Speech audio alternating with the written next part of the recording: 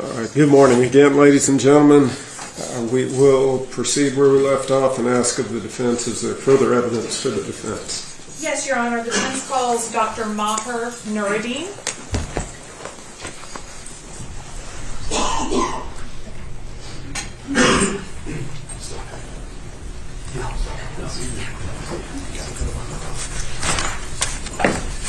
Good morning, Dr. Maher. Good morning. Place your left hand on the Bible, raise your right, face Madam Clerk. Do you solemnly swear the testimony you give the court will be the truth, the whole truth, and nothing but the truth, so help you God? I do. Thank you. May be seated. Come on. Good morning, Dr. Nuruddin. Good morning. If you could say and spell your name for the court reporter. My name is Maher Nuruddin. First name M-A-H-E-R. Last name N-O-U-R-E-D-D-I-N-E. And Dr. Nuruddin, what do you do for work? I own and run a forensic DNA and serology evidence consulting company. So I consult on criminal and civil cases involving DNA evidence, evaluate that evidence, testify in court when asked. I perform my own research, and I also prepare and provide continuing legal education on the topic of forensic DNA and serology. And Dr. Nuruddin, tell me about your educational background, please. I have a Bachelor's of Science degree from Radford University in Virginia, a Master's in Molecular Biology from University of North Carolina at Greensboro, and a PhD in Molecular Genetics from the University of North Carolina at Chapel Hill. And can you tell somebody like me who doesn't know much about DNA what those subject matters mean? They involve basically the foundation of this discipline, which is biology. That's sort of the overarching field. And then within the area of biology, there's genetics. And genetics looks at DNA, what we inherit from our parents, how DNA functions in the body, how it contributes to our traits, and DNA from a forensic identity purposes, which is identifying individuals through their DNA fingerprint. And before you ran this company, what was your work experience?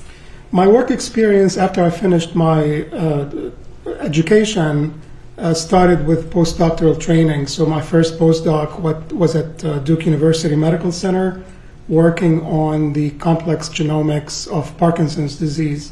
So within that work, I looked at variations in the human genome and how they associate with complex neurodegenerative disorders like Parkinson's and Alzheimer's. And then I moved on from that to do another postdoc at the National Institute of Health, looking at cancer genetics, so how our DNA contributes to our risk of developing cancer. And so, Dr. Nuruddin, have you testified in court before as an expert? Yes. In what field? In the field of forensic DNA and serology. And how many times would you say you've testified as an expert? Approximately 85 times. And in what courts? State and federal, both inside and outside North Carolina. Your Honor, at this time, I tender him as an expert in forensic genetics. No objection from the State, Your Honor. His testimony will be received as proper. Okay, Dr. Nuruddin, did you come to be involved in this case? Yes. How? You reached out to me about this case, about a particular question that you needed me to evaluate from a scientific perspective and research and assist in conducting testing on Mr. Thompson. And we're going to get more in detail later about this, but what specific question was I asking you to answer? So the question was, since Mr. Thompson was administered Minocycline, which is an antibiotic, whether there are any correlations between Minocycline, the way that individuals receive it, whether that has been associated with any adverse effects. So how minocycline is processed in the body, and how your DNA plays a role in that processing, and then how Mr. Thompson's genetic background in particular may have impacted the metabolism of minocycline in his body. So before we get into details about that specific question, I want to talk about the universe surrounding it. Can you tell me a little about how genetics play a role in medicine, in processing medicine in your body? Right. Well, your genetic makeup makes you who you are, not only from a phenotypic manifestations like your eye color, hair color, and physical features, but how your body functions from A to Z. So the cell, every cell in your body takes its instructions from your DNA. Now, some of the processes that go on in your body involve the breakdown of medicine. Medicine is typically a foreign particle that enters your body, and it needs to be broken down properly, and it's broken down by the liver, predominantly by the liver. There are many enzymes in the liver that actually are able to break down that medicine and clear it from the body. And once it enters the body and gets processed, it provides therapeutic function, and then it has to sort of be vacated from the body. So your DNA plays a role in almost every step in the process. And so you were talking about enzymes and how they break down the medicine. Tell me how those are affected by your genetics. Your liver contains an enzyme called the cytochrome P450. This is a fairly big protein that is made up of many subcomponents, approximately 57 different subcomponents. Each component is encoded by your DNA. So your DNA dictates how that component is made and whether that component has any variations within it, and we all have those variations. And so each one of those components has a role in breaking down foreign particles, or in this case, medicine. Now, some components are what we call typical or normal functioning, meaning that they are able to break down medicine effectively, and that is dictated by your DNA. Some people have variations in these components, and those variations can impact how the medicine is absorbed, processed through the body, and ultimately broken down. Some of these enzymes in some people are deficient, meaning that they are not able to break down those components efficiently. And the consequence of that is that the medicine will have an abnormal accumulation in your body, and therefore the therapeutic effect of that medicine can change from one person to another. So if somebody is deficient in their ability to break down certain medication, you said it accumulates in their body. What can that do? Well, it becomes a higher dose of that medicine than intended, and therefore in order for that medicine to work properly, and as that medicine is researched by scientists and published upon, that medicine has very narrow criteria by which it needs to enter the body, perform its function, and be eliminated. Changes in these amounts can result in higher accumulation, which could lead to adverse effects. It could lead to side effects for that medicine. So that's why when you take medicine, there's a dose, and that dose is critical. A doctor prescribing medicine will tell you, take it at a particular milligrams, tablets at a certain time of day, with or without food. These are not just, arbitrary instructions. These are critical. And so when that medicine is not behaving as supposed to in the body, that can lead to unintended consequences. Now we're focusing on having deficiencies and it's slowing down the metabolism, but can the opposite be true? Can somebody metabolize medicine faster than the average person?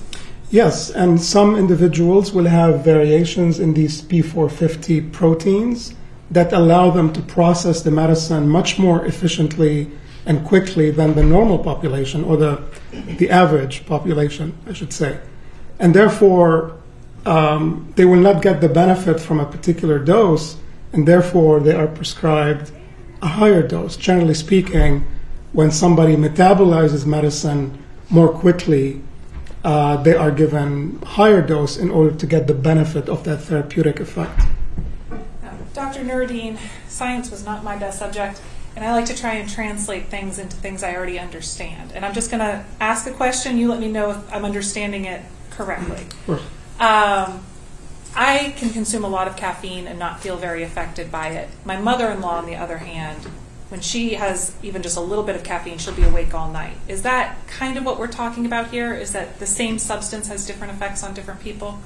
Exactly, yes. And that has to do a lot with your genetic makeup, your body physiology. There's a slew of different reasons in how any particle that enters your body, how your body will react to it. And it has a lot to do with your DNA background.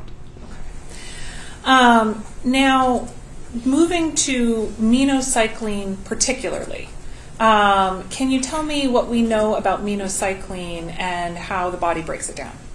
Well, what I know, and of course, before I got involved in this case, I didn't know a whole lot about minocycline, so I had to do quite a bit of research and look up how it's processed. What I know, and for the purpose of this case, I know that minocycline is an antibiotic. It is used to treat various infections that other antibiotics cannot reach. And it has to do with the nature of minocycline. Minocycline is, I would call, a very special antibiotic.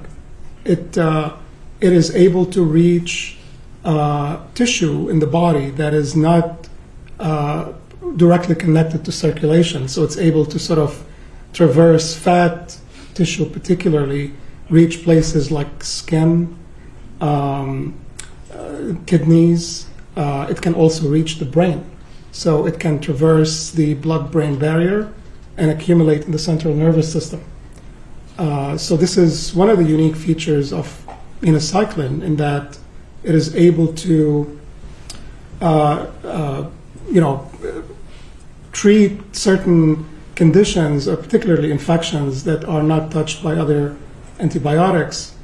It is also a unique antibiotic because it is being looked at from its anti-inflammatory, particularly neuronal anti-inflammatory effect, because it is able to interact with the central nervous system. It has been found that it has an anti-inflammatory effect, and there's many research projects ongoing now to look at potentially protective effect of minocycline on neurodegenerative disorders. Like I said, I worked on Parkinson's and Alzheimer's, and it's being looked at now as a compound that can potentially treat those conditions and or carry certain molecules into affected neurons.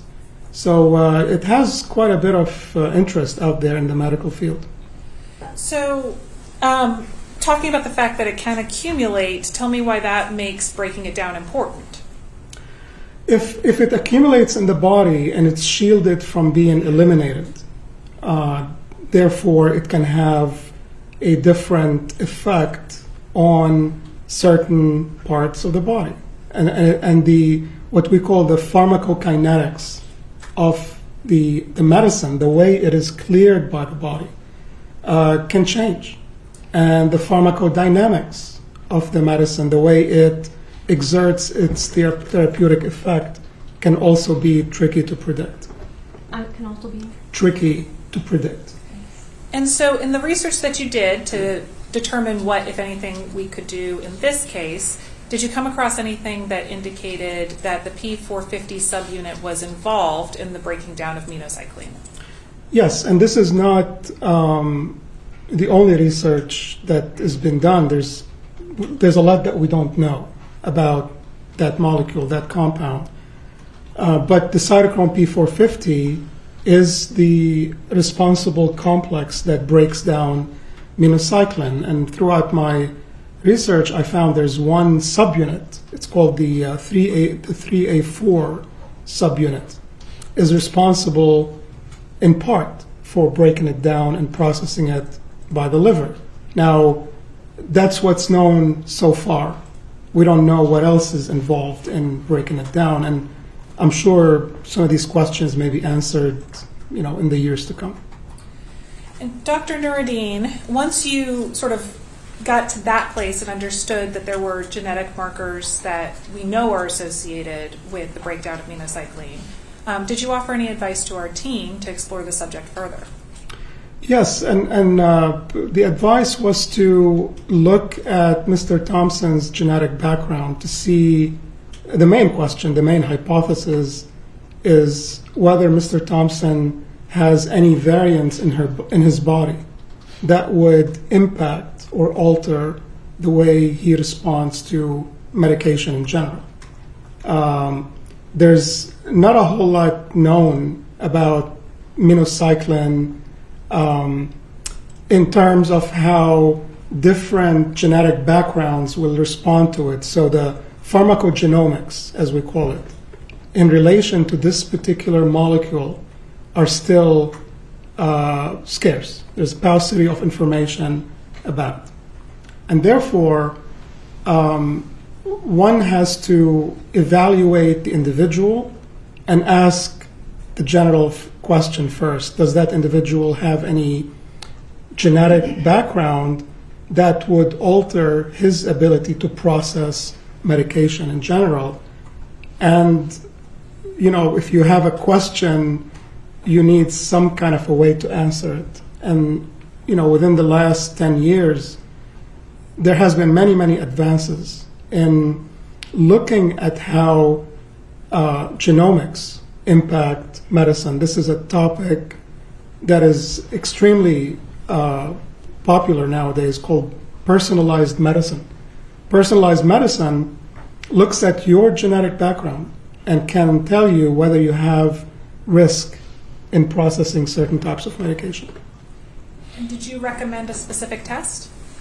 Yes, upon research, there was one company that offers a test, a pharmacogenetic test, that would look at the genetic profile of an individual and figure out whether there are variants in that person's DNA. And we were able to find that company and use that company to perform that test on Mr. Thompson's DNA. And who took the sample of Mr. Thompson's DNA? I did. And did you, are you familiar with how to take a sample correctly? Yes. And did you do so? Yes. And did that company produce results? Yes, they did. They produced a 275-page report. All right. Your Honor, may I approach? Yes.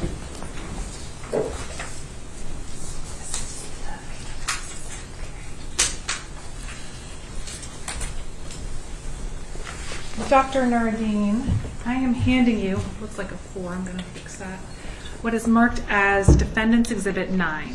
Okay. Do you recognize that document?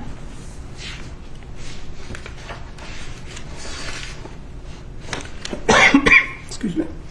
Yes, these are the last 4 pages of that report.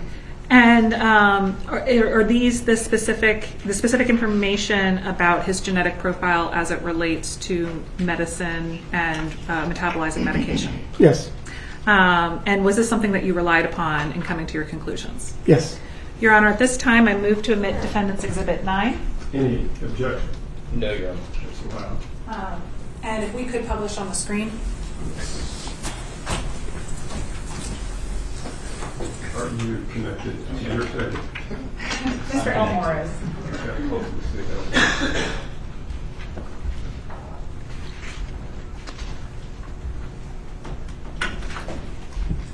All right. Now, Dr. Nuruddin, ultimately, this test, what did you find on this test that was of interest to the question that we had asked you?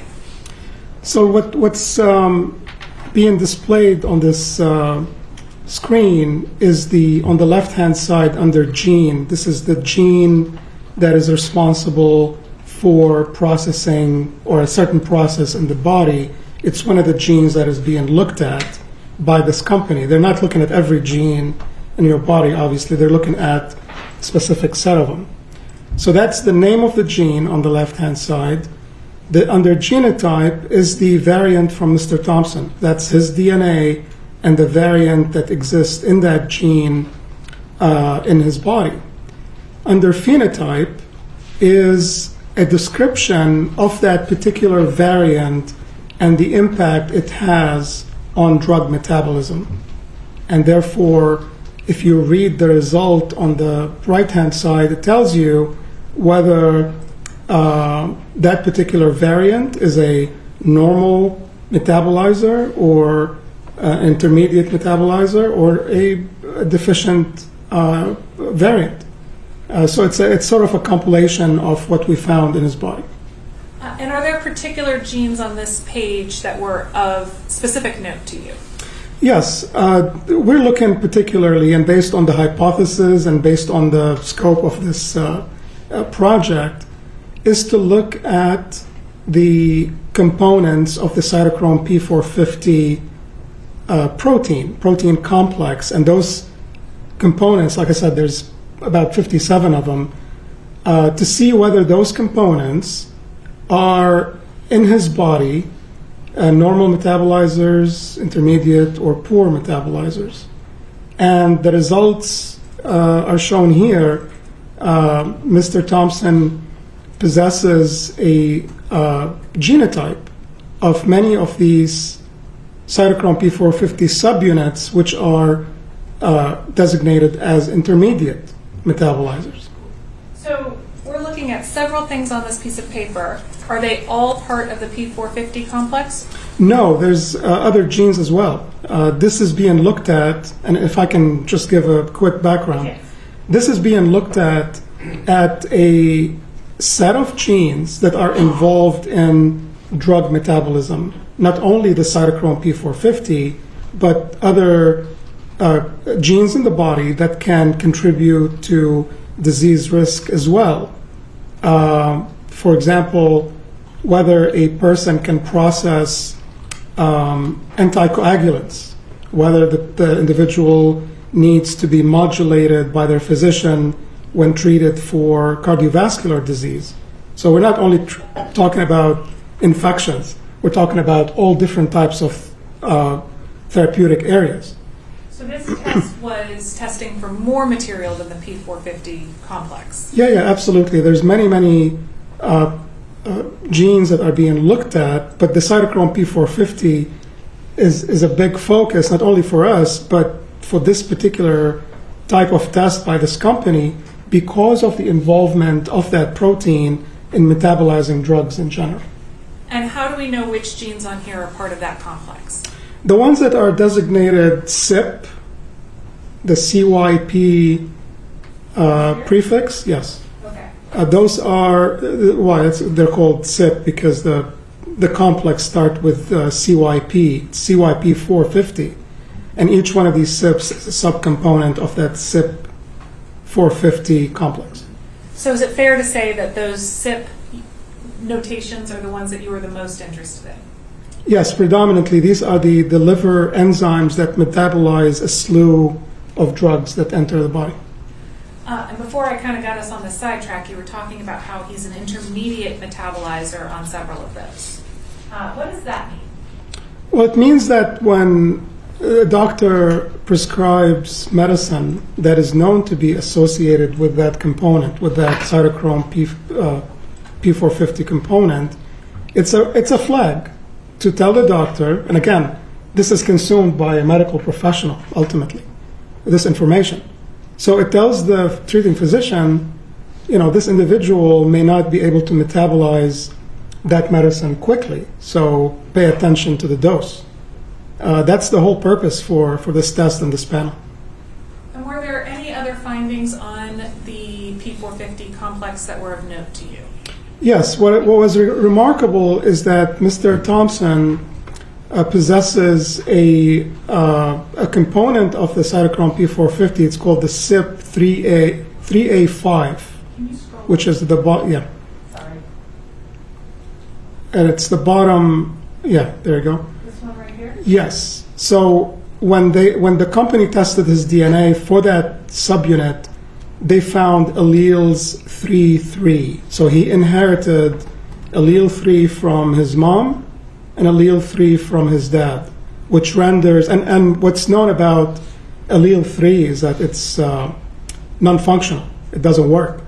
So he inherited 2 copies of the bad gene, which renders that particular component, and the company designated as poor metabolizer, meaning it's non-functional. And in the literature, you look at that combination of alleles, and that protein is basically non-functional.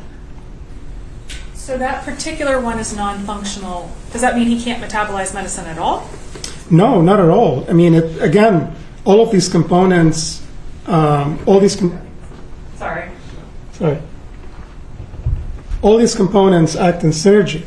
It's not like one component is, dedicated to processing one particular medicine.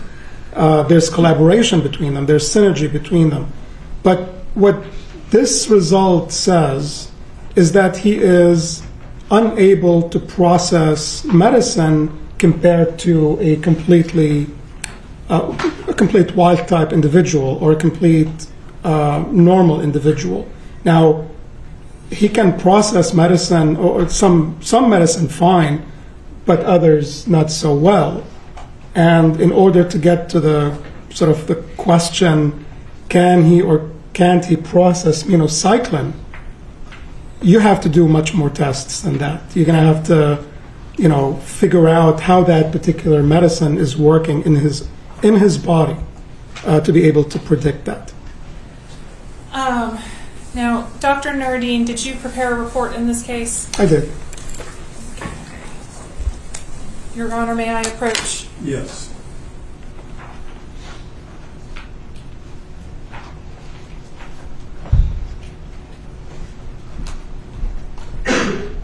Dr. Nuruddin, I am handing you what I have marked as Defendant's Exhibit 10. Does that appear to be a copy of the report you prepared?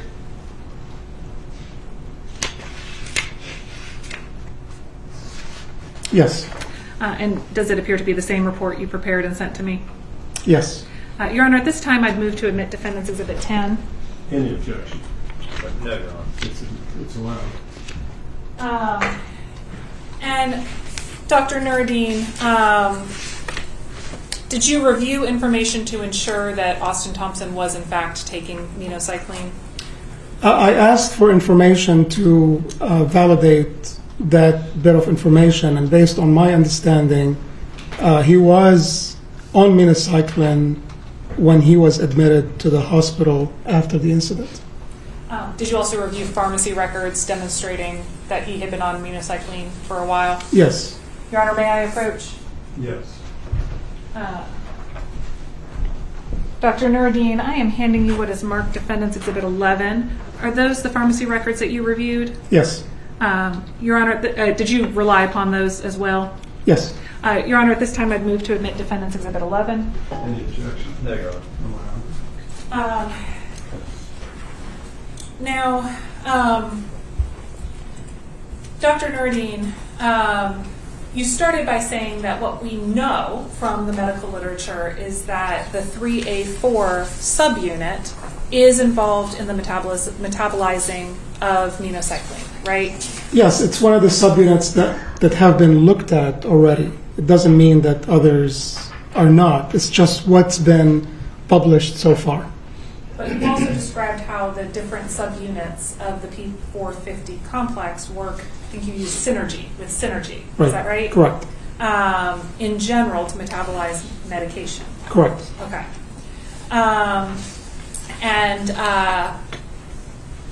And he was intermediate on several of the other key subunits in Correct. his ability to metabolize, is that right? Yes, And he had a complete loss of function at the 3A5 subunit? correct. No further questions, Your Honor. Cross-examination. Yes, Your Honor, thank you. Good morning, Dr. Nardini. Good morning. So I just want to have some questions for you. Thank you for being here today. Just want to be clear, you are not the one doing the actual experiments or analysis of these drugs. Is that correct? The analysis of the drugs, do you mean the analysis of the genetic background? You is it fair to say you analyzed the results that this company provided to you? Correct, the report, yes. And in terms of research of minocycline, you did research. It's not something that you conduct experiments on. Correct. And in a sense, this was a bit of an experiment. You had a hypothesis.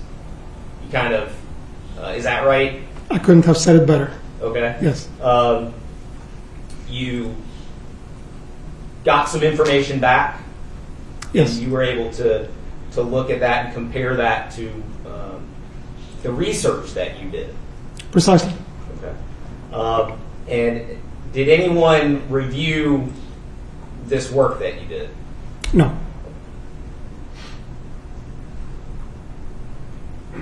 I want to get to, so minocycline in general, do you know how long that's been around, FDA approved? I can't quote a particular number, but it has been around for many years. Since about maybe the 70s, 1971. Does that sound fair? Sounds based about on right, yes. The research that you did on this? Yes.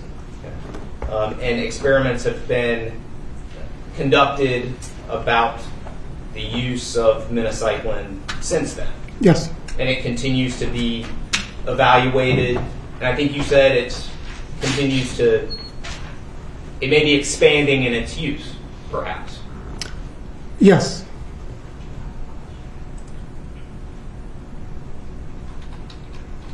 And when you were asked to conduct this experiment,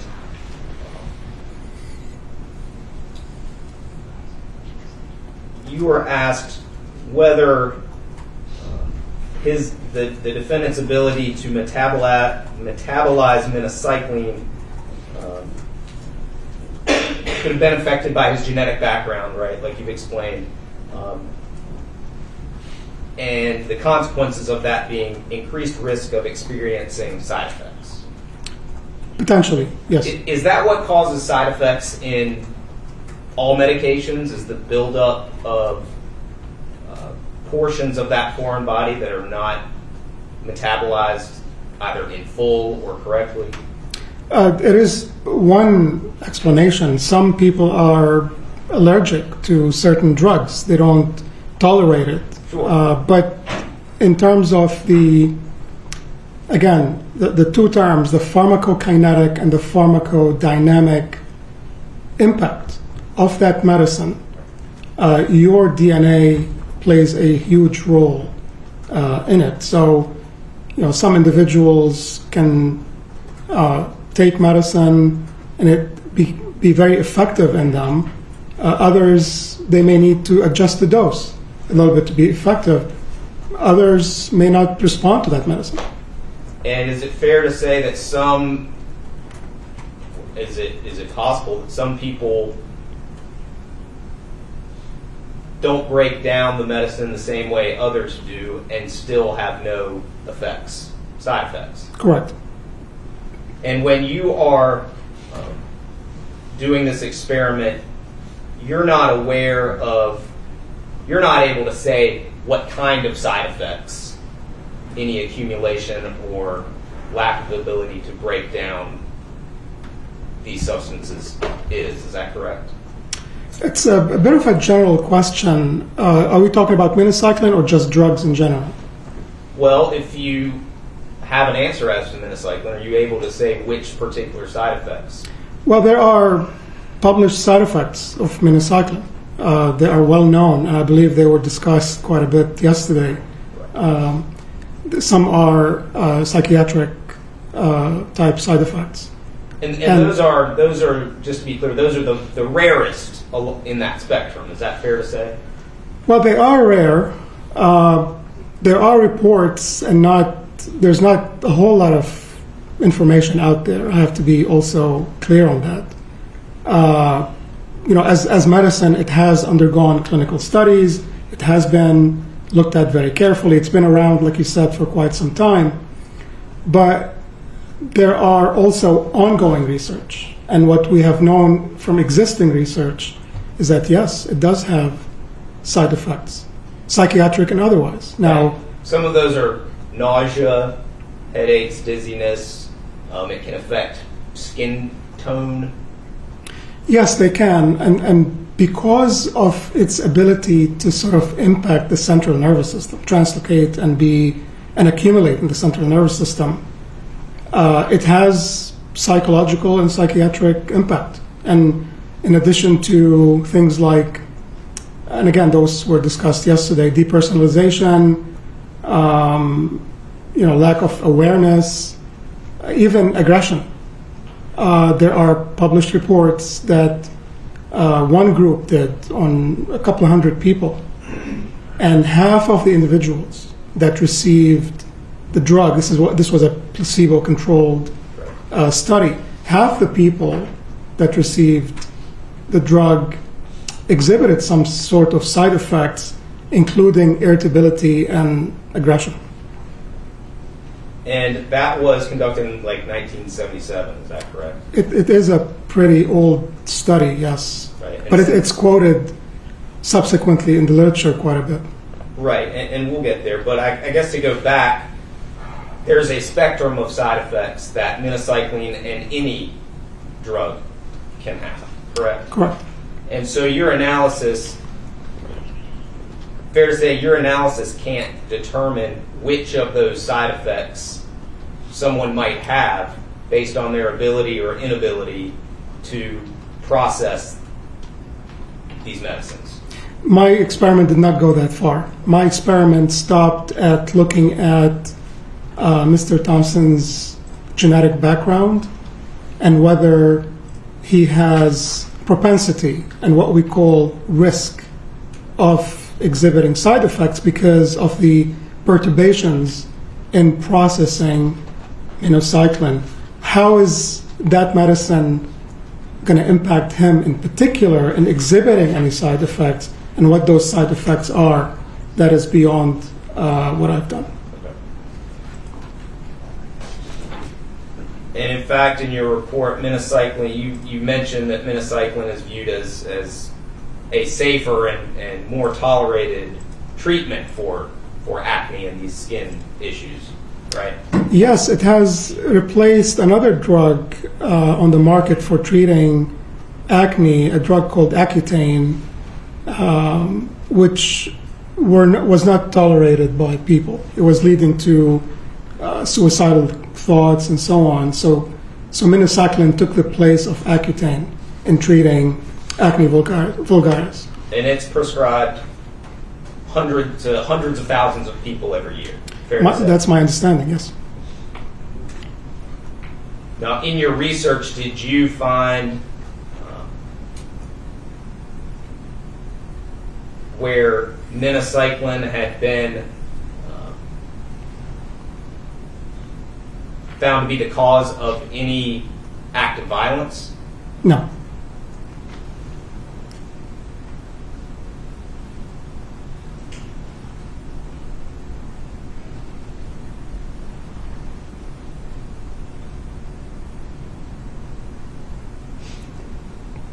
And I want to go to the studies that you mentioned.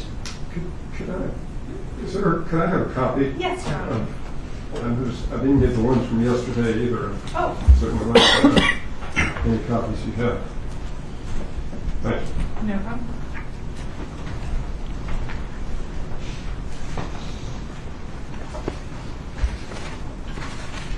And specifically, looking at page 3 of your report, Dr. Nuruddin,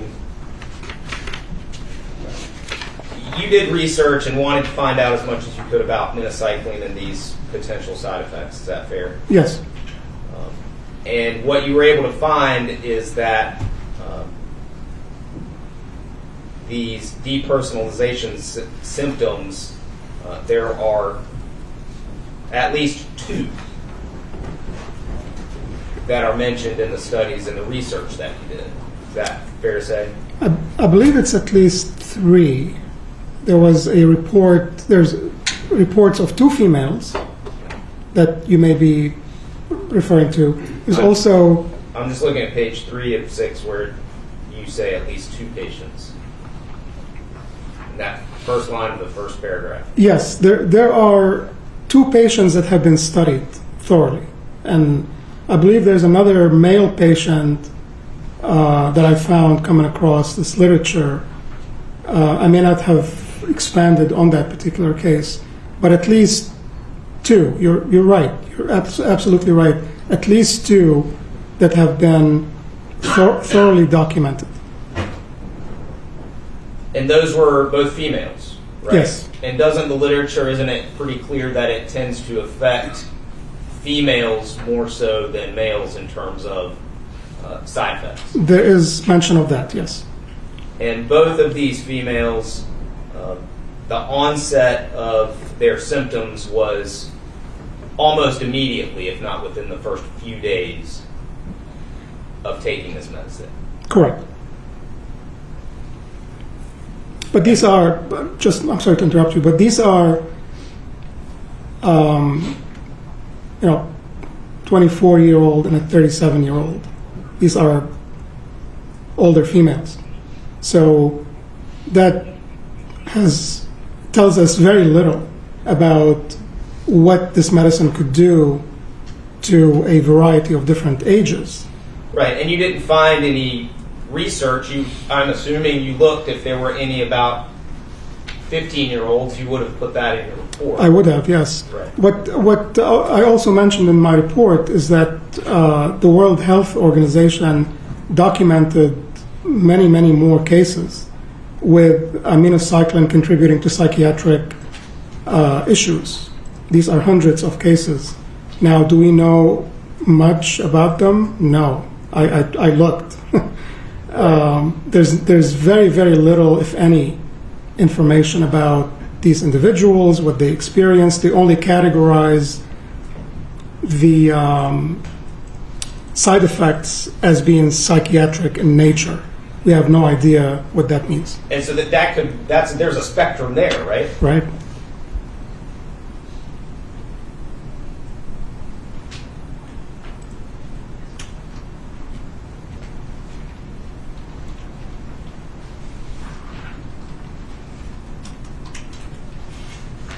So I want to talk to you about what you've got listed in your report as the section on minocycline metabolism. So it is, as you've described, it's metabolized by this P450. Yes. And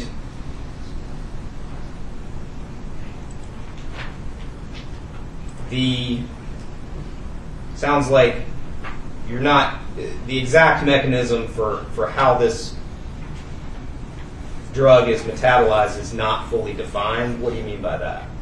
It's simply not known. There's a lot that still needs to be uncovered about how that component of the cytochrome system breaks it down, and what else in the body is needed to break it down. Like I said, these cytochrome subcomponents sometimes act in synergy. So sometimes, and sometimes they don't, correct? Yes, sometimes they do, sometimes they don't. It depends on the drug.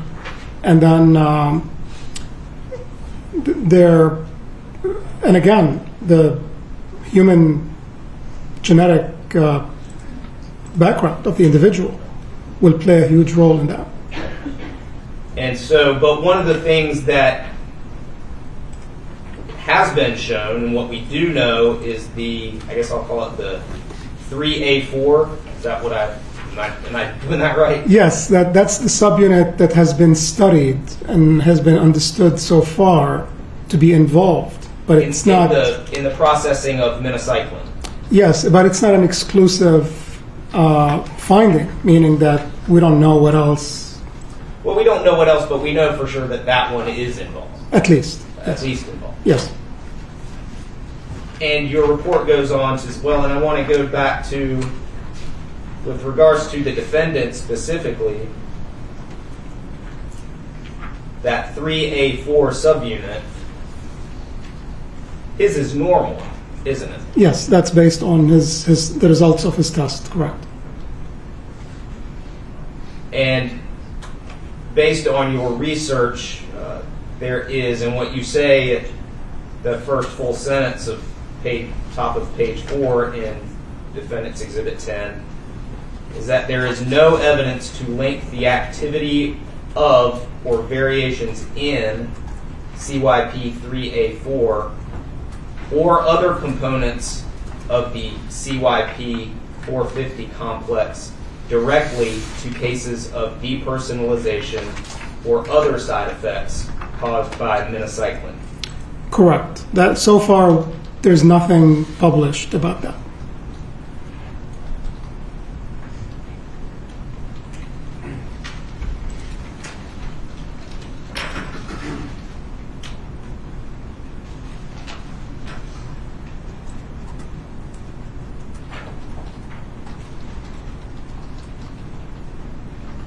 And so you took Mr. Thompson's a DNA swab, I imagine it's a buccal swab, and send that off. The company that was used, Clarity, is that what it's called? Yes, Clarity X. That was, I think you described this, they offered the most comprehensive platform for being able to do this. One of the most. I think there are a couple of companies out there, but this one was suitable to answer the questions we're after. Well, you refer to it as the most comprehensive diagnostic platform available. To us, yes. Okay. And because you wanted to get the most information you could get, right? The most data. Right. And that data evaluates how many different drugs? Hundreds? Yeah, 275 different drugs. They span the spectrum of clotting problems, cardiovascular disease, diabetes, you name it. All sorts of things. Right. But minocycline was not evaluated. Well, was not included among those 275 drugs. Right, and that tells you quite a bit about the paucity of information about minocycline. This is not one of those drugs that are looked at carefully, like a drug that treats some form of cancer is not looked at in the same capacity and inquisition as these other drugs. Well, but it's also been around and it's been studied for 50-some years, correct? Right, and you would think that a drug like that, if it's not being looked at, there's a lot that we don't know about it. And from the perspective that we are trying to understand drug metabolism in general, which was the impetus behind the experiment we did, we're looking at drug metabolism in general, not just minocycline. Right. Well, but for purposes of this, minocycline is the focus, correct? Well, the minocycline is the extrapolation. It's not the focus per se. what we're looking at is his genetic background. We're trying to answer whether he is a normal metabolizer. That's the point. Whether his ability to metabolize minocycline properly is not answered by this particular experiment. There's a whole lot more that we have to do to be able to answer that question. But So- it addresses whether his genetic makeup has any flags that we need to look at in terms of drug metabolism in general. Okay. In general. Correct. And one of the things that you note in your report is that minocycline is not among those drugs evaluated by it's not among those 275 drugs because so far there are no known genetic variations that have been directly associated with adverse responses to the drug. Correct. It is not studied that well enough to be able to tell you whether some of these variations are going to directly impact that drug. What we know is that that drug is metabolized by P450, by that subcomponent in particular. That's the extent of our knowledge. And in my view, that is a lot of paucity of information. We can continue to look at this drug for years and years to come in correlation with variations in the human genome. We're just not there yet. And would it be fair to say, I mean, based on your research, that if there were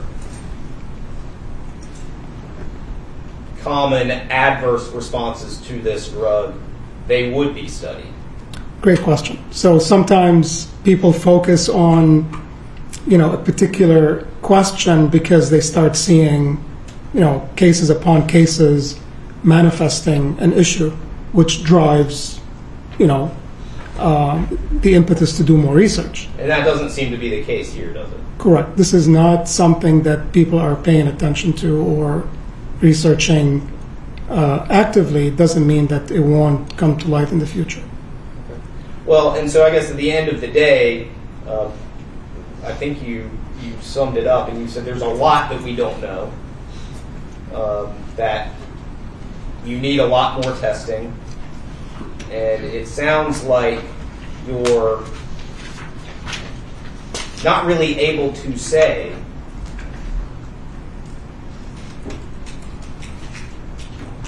that this defendant has a particular genetic makeup that would lead him to not be able to process minocycline.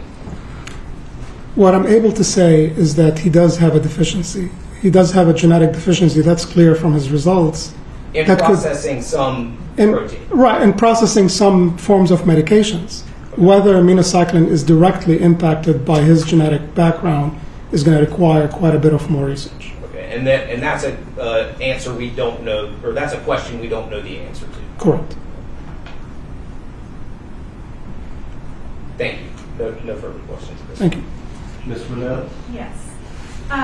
Dr. Nardine, I want to jump to the World Health Organization study that you mentioned on page 3 of your report. Did you note that they noted that there were 40 cases characterized as depersonalization or derealization disorders Yes, as a side effect of this medication? correct. Okay. Would you say that personalized medicine and the understanding of the role genetics play in how a medicine affects your body is kind of cutting edge at this point?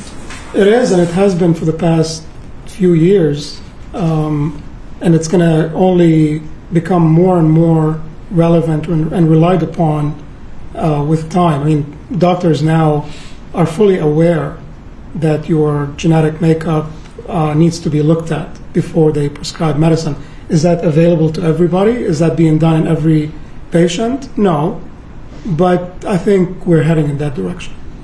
And so your belief is that this science is going to evolve rapidly over time. Is that right? Oh, with AI, absolutely. I mean, this is basically prime for how we look at disease. We look at medicine, is being to be able to sort of compile all this, information out there to treat patients. Yes, I think the next 5 to 10 years are going to be incredible. So the state asked you a lot about what we don't know about how minocycline is metabolized in the human body, right? But what we do know is the P450 unit plays a large role in how medicines are metabolized, right? Critical role, yes. Critical role. And that generally the subunits involved in those processes work in some sort of synergistic way. Yes, I don't mean only synergistic, they can be antagonistic as well. But, there's some form of interplay between them that is extremely complex. And Austin demonstrated several intermediate subunits on that complex, is that right? Correct. And one that he had a complete loss of function on, is that right? Correct. And so those are the things that we do know at this stage, is that right? Correct. Would you call that a red flag about his potential metabolism of medications?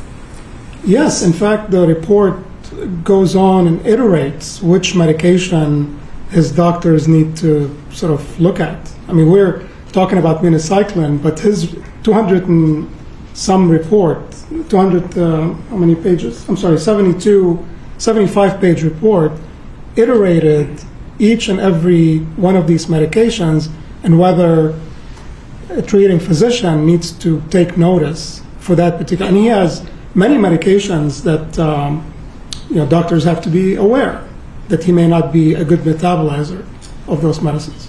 And that is because he's got these deficiencies in his genetic makeup on metabolism of drugs. Is that Correct. fair? Yes, and they link each medicine to a particular subunit because there has been enough studies to link that genetic variant to this particular manifestation. Minocycline is not one of them. It's not one of those looked at in this report. Thank you. No further questions. Nothing further, Your Honor. Thank you, sir. Thank you. Thank you.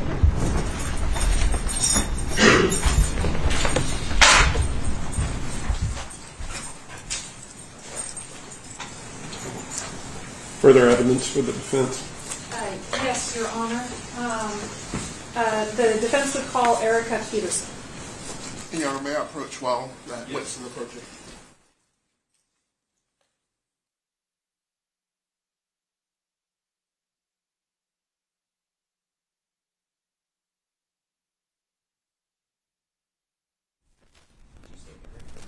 Erica.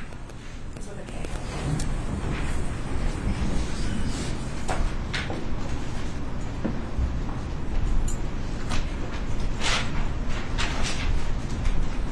Good morning, Ms. Peterson. Place your left hand on the Bible, raise your right, face Madam Clerk. Do you solemnly swear the testimony you give the court will be the truth, the whole truth, and nothing but the truth, so help you God? I do. Thank you, may be seated.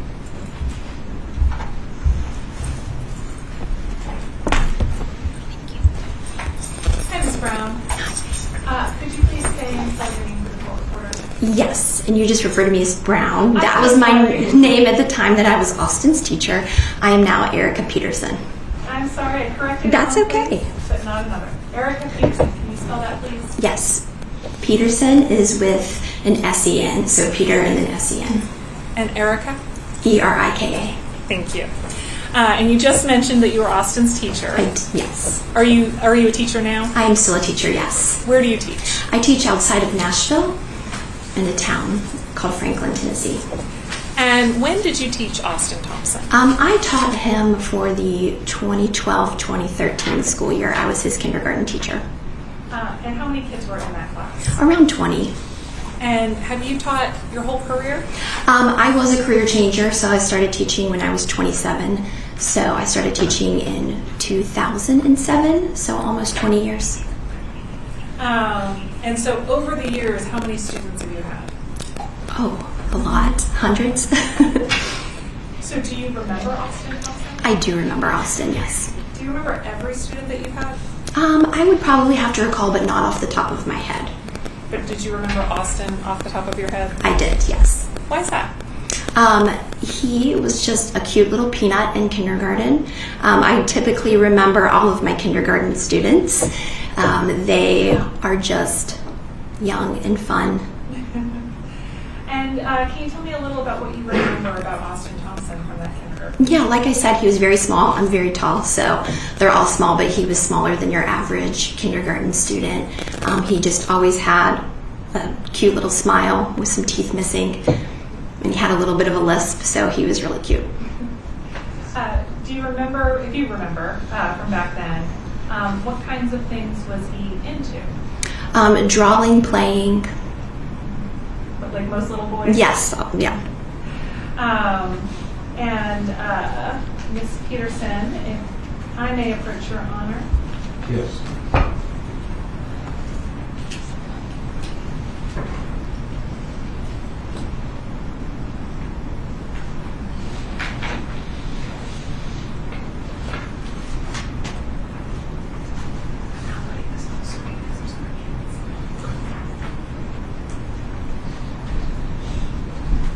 Ms. Peterson, I am handing you what I have marked as Defendant's Exhibit 12. Do you recognize that? I do. What is that? That is my class picture from that school year, my kindergarten class, individual, and then at the bottom it's a class of all of us together. Is it from a yearbook? Yes, this is the yearbook page for my class. And this is from Austin's year? It is. And is his individual picture there? It is. And is the group picture there as well? It is. Your Honor, at this time I move to admit Defendant's Exhibit 12. Any objection? No, just if you could tell us which one is the The last yearbook, picture. yeah.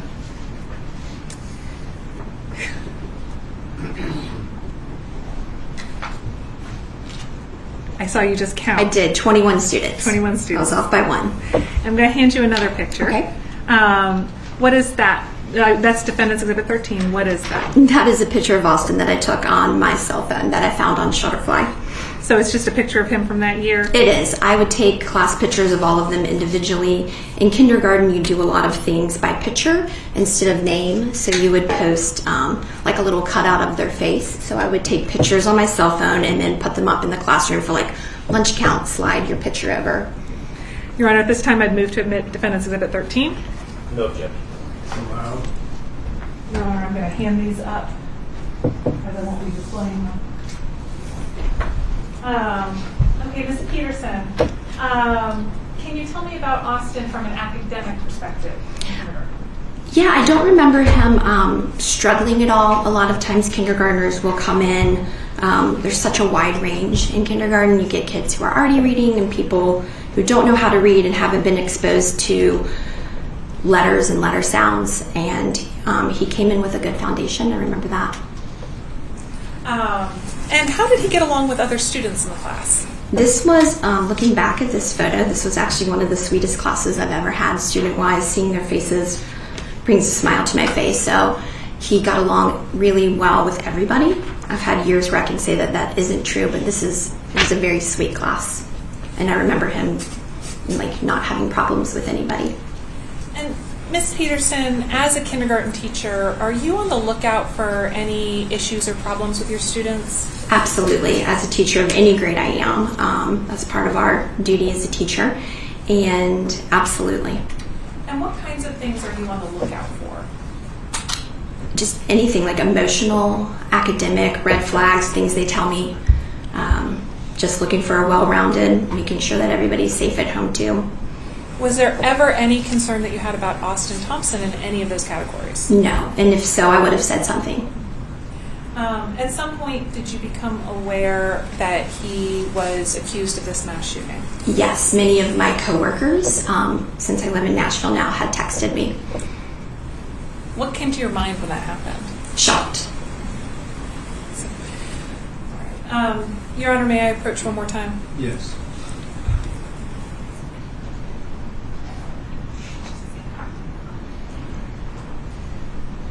I am handing you what I have marked as Defendant's Exhibit 14. What is that? That is a report card for Wake County Public Schools. And is it for Austin? Yes, it is. And is it from the year that you taught him? It is. So would you have prepared this report card? Yes. Your Honor, at this time I move to admit Defendant's Exhibit 14. Any objection? No, Your Honor. Ms. Peterson, the marks on that report card, do they indicate that he was academically on par with everything? Absolutely. And if you move to the second page where the comments are, can you review those comments and just read semester 1 and then semester 2? Yes. Do you want me to read the strengths and then areas for improvement? Okay, for semester 1, strengths and comments. Austin is making good progress. I need you to slow down. Oh, yeah, I can do that. Strengths and comments. Austin is making good progress. He knows at least 25 sight words and knows all of his letters and sounds. Austin counts and recognizes numbers to 100 by ones and tens. He knows all his 2D shapes and can sort shapes into 2D and 3D groupings. He gives great details in his drawings. Areas for improvement. I would love to see Austin start using punctuation and capitals in appropriate places. Also adding more details to his writing.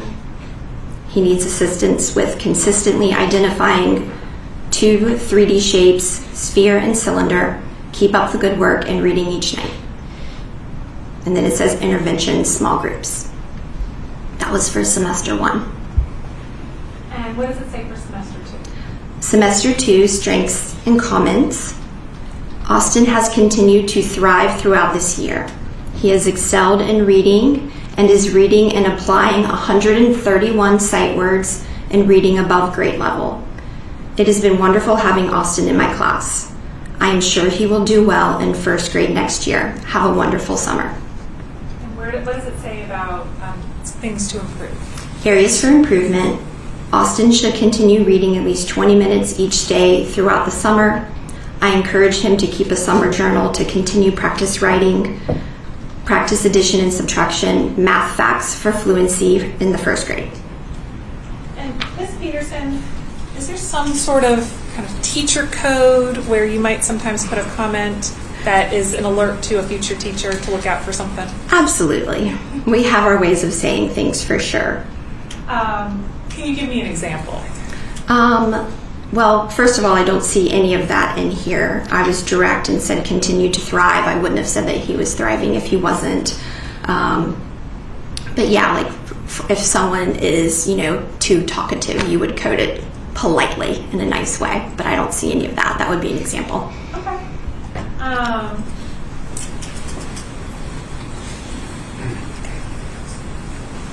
No further questions, Your Honor. Cross-examination. No, Your Honor. Thank you, Ms. Okay. Mason. Thank you.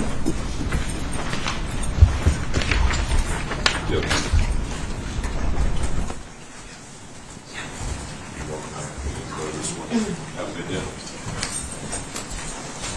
Mr. Latour, you want to use correspondence? Further evidence. Thank you. At this time, we would call Neil Gallagher to the scene.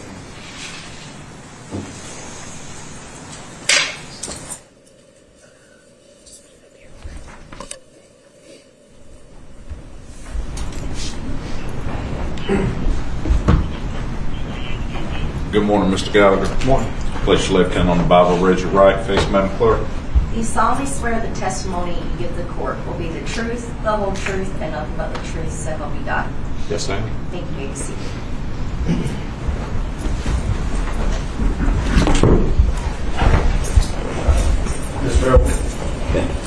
Mr. Gallagher, when we get a chance, can you introduce yourself to the court, please? Spell your first and last name. My name is Neil Gallagher. First name Neil, Neal. Last name Gallagher, Gallagher. And Mr. Gallagher, what do you do for a living now? I'm a realtor right now. Okay. And were you employed as a teacher? What was your answer? Realtor? Were you a teacher at some point in your career? Yes. And how long did you teach? I taught with Wake County for 11 years. And what schools were you a teacher at? I was a teacher for 7 years at Wendell Middle and for 4 years at Riverbend Middle. And what grades did you teach? 6, 7, and 8. I was a middle school art teacher. And you said you were a teacher from 2010 to 2021, is that right? Yes, sir. So you left teaching before this event occurred. Correct. Nothing about what Austin did had any effect on your teaching career. No, sir. Was Austin ever a student in any of your classes? He was a student in all 3 of my grade level classes for 6th, 7th, and 8th grade.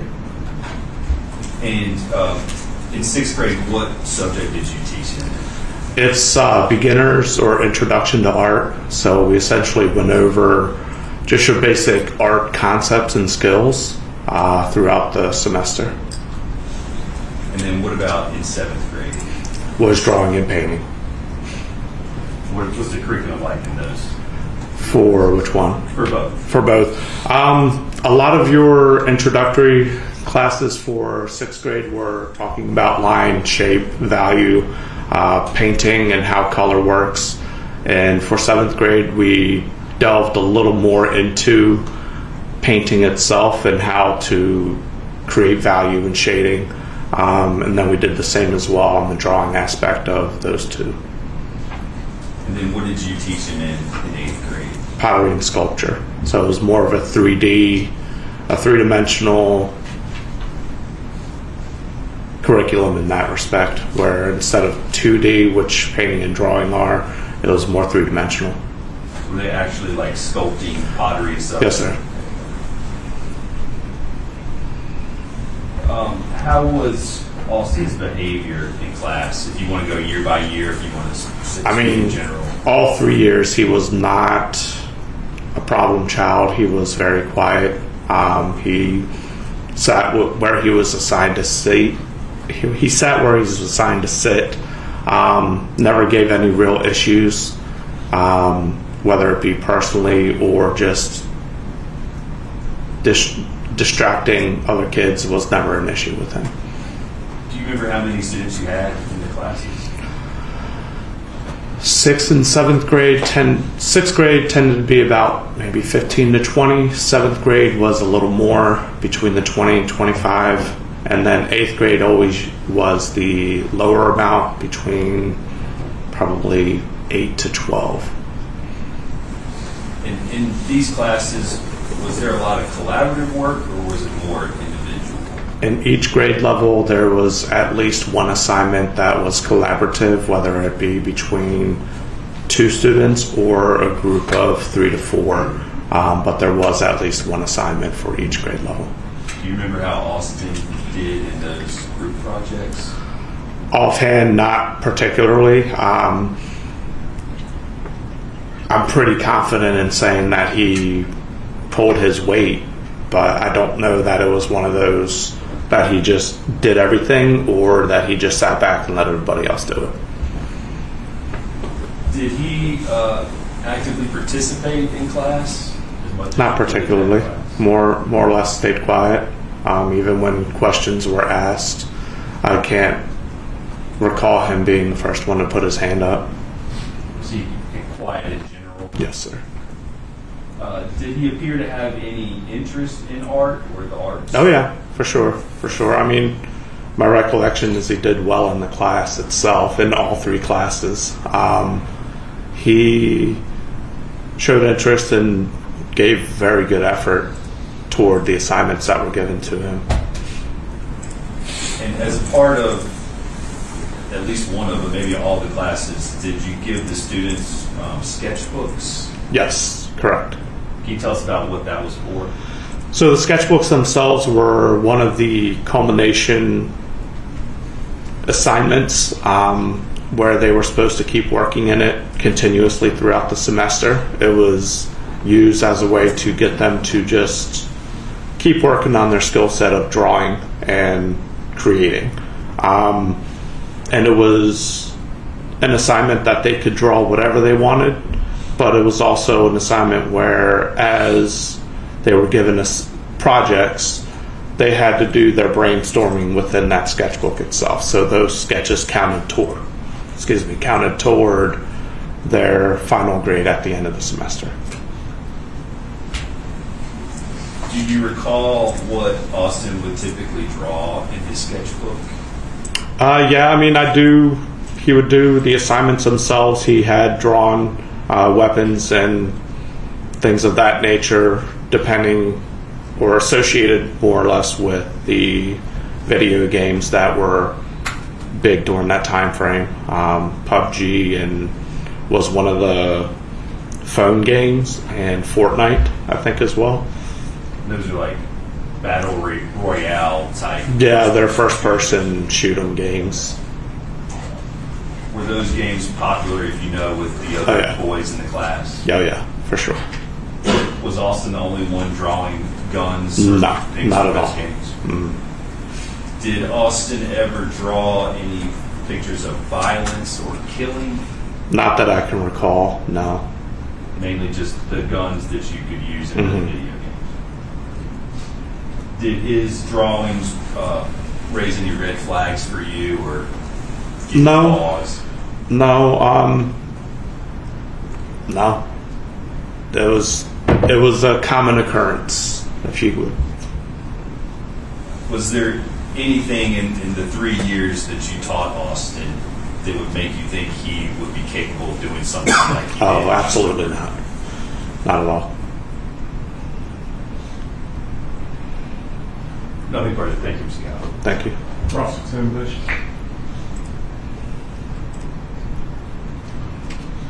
The sketchbooks, Mr. Gallagher, that you talked about, are those books that when you assigned them, they knew that they had to turn those in at the end of the year?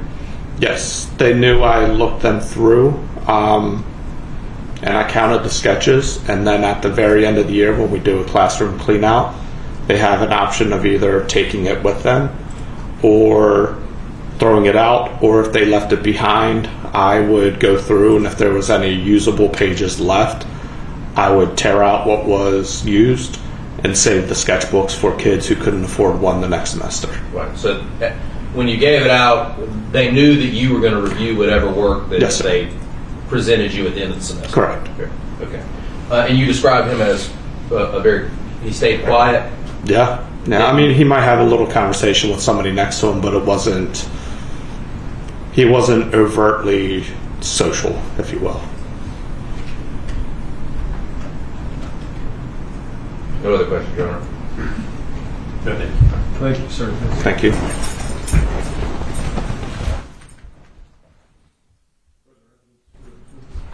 Yes, Your Honor. The defense calls Chelsea Mulholland.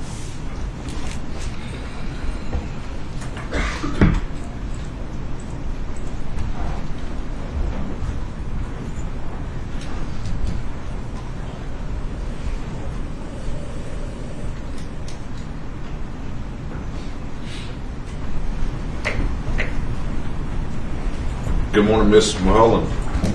Place your left hand on the Bible, raise your right, face Madam Clerk. Do you solemnly swear the testimony you give the court will be the truth, the whole truth, and nothing but the truth, so help you God? Yes, ma'am. Thank you. May be seated.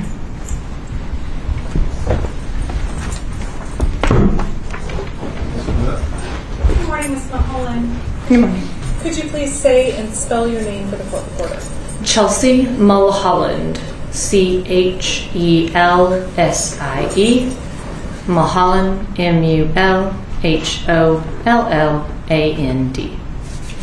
And Ms. Mulholland, what do you do for a living? I'm currently a high school teacher. English high school teacher. And do you know Austin? Yes. How do you know Austin? When I taught at Knightdale High School in Knightdale, North Carolina, he was in my freshman and my sophomore English classes. Ms. Mulholland, can you tell me what goes on in a high school English class? We spend a lot of time with, I always tell the kids, I'm teaching you how to think for yourself. So, yeah, you're not going to need Romeo and Juliet in real life, but can you figure out what somebody's saying when they're not being direct about it? Because nobody understands what Shakespeare's saying the first time through. So we look at poetry, we look at novels, we look at informational texts, we look at short stories, all kinds of things, trying to look at a variety of different things, expose ourselves to a variety of different materials, different literature, different time periods, different kinds of people, that kind of thing. And Ms. Mulholland, I am going to ask you to slow down just a little bit. Oh, I'm sorry. For our court reporter. And so would you say that in your class there were a lot of discussions that happened? Yes. About a variety of topics? Yes, ma'am. And your goal was to help kids learn how to analyze text? Yes, that's right. Tell me what you remember about Austin from the freshman year.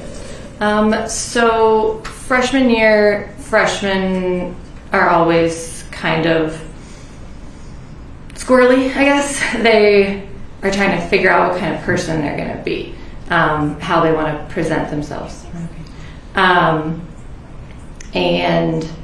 I remember him being not a disruption, but not necessarily like withdrawn. So having friends, but also already having the maturity to know when to have personal social time and when to not. Does that make sense? So he wasn't a behavior issue, is that? Correct. In a class full of behavior issues, he was not one. And as you had discussions that freshman year in Austin's class, what do you remember about Austin's contributions?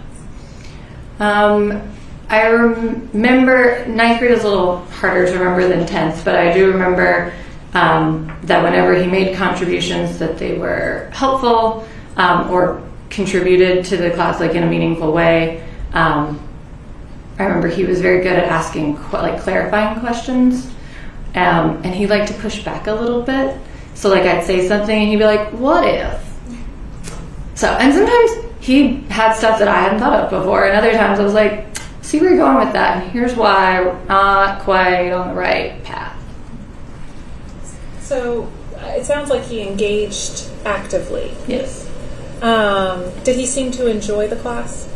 It seems so. It's hard to tell because English is usually not anybody's favorite class. They're all come in, I hate reading, and I hate reading, and I hate reading. And I'm like, that's fine, I don't care. And you're going to do it. But it, it didn't, I wasn't the obvious least favorite, I guess. As Austin became a sophomore, and he showed up on your roster again, what did you think when you saw his name? So usually I get excited when I see kids the second time, right? There's very few kids where they show up and I'm like, oh no, right? And so he was one where I saw him on there and I was like, cool. We got a routine, we got a system, excited, nothing, no negative feelings. And did you notice any change in Austin sophomore year? Mostly it's the standard, like going from the freshman squirrely wiggliness to like the, okay, I know how to do this. We're in high school now. We're grown-ups. We're, kind of like that adjustment. Like, and you see that in most of them. So that's the primary change. He was still engaging, he still had the cognitive ability to be like, now's a good time to have a conversation and now's not a good time to have a conversation. Kind of thing, still engaging, still pushing back sometimes when I'd say stuff, the stuff I like. We have heard some testimony about Austin trying to play video games during class. Was that something that you experienced with him? I permitted students, if they had finished the work for me and didn't have anything missing. Our school had this program called Fast Friday, where if you had an A or B in all of your classes, you got elective free, go home early or go to the gym and play basketball or whatever. I think they had video games in the library or something. So most of the time, if a kid had a video game up, I was like, all right, show me that you're done. Okay, now pull up your online grade book and show me that you're not missing anything. All right, have fun. Make sure that the volume's turned off and don't distract your friends, right? And so I never really paid attention to which games they were because the school usually blocks, anything wildly inappropriate. So if I noticed him playing video games, it would have been like more of, okay, are you done? Show me you did today's thing. Show me you're not missing anything. That kind of vibe. Less of like, what game are you playing? And was Austin ever a problem in his playing video games? Was he ever not done with his work or anything like that? I'm sure, being a teenager, that there were times when he'd be like, oh, I didn't realize I was missing the thing, and he'd go do it. I can't remember anything specific, so nothing sticks out. Whereas I had some kids who were always trying to play a video game and not do English, and so those are the kids, I was like, I'm gonna hold that Chromebook for a while. I can't remember Austin being in that group. So you would actually take some kids' Chromebooks because they couldn't keep their phones? Or you stick it in their backpack, zip the bag, and be like, no more, kind of thing. But you don't remember ever doing that with Austin? And did you ever have to reach out to his parents over any issue? Not that I remember. Ms. Mulholland, I'm going to ask a question that I don't think teachers get directly asked very often. Did you like Austin? I like most of my students.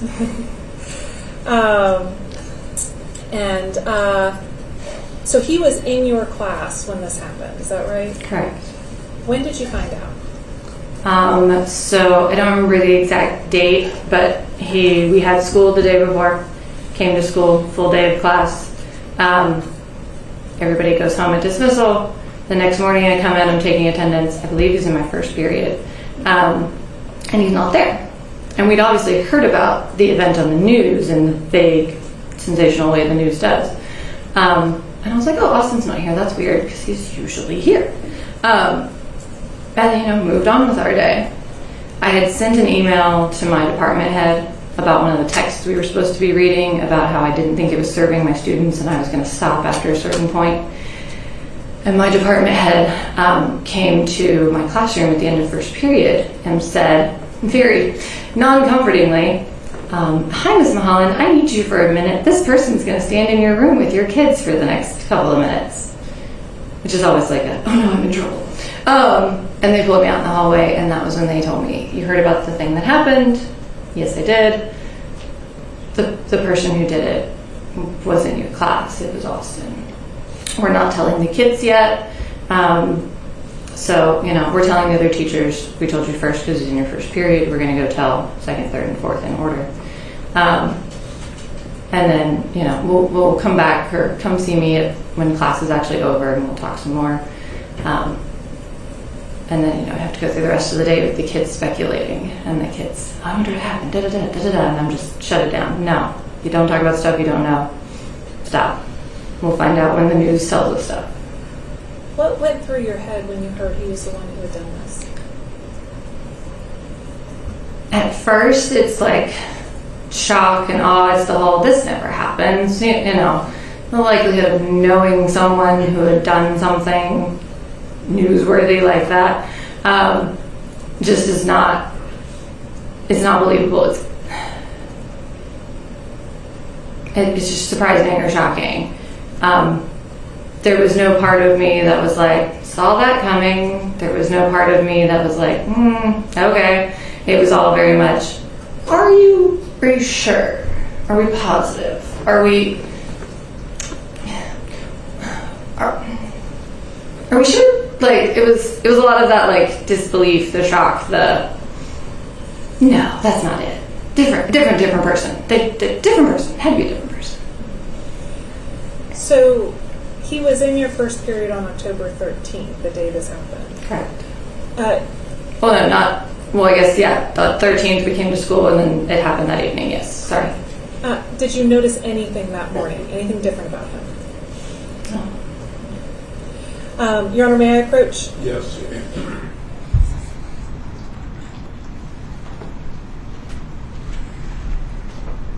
I am handing you what I have marked as Defendant's Exhibit 15. Do you recognize that?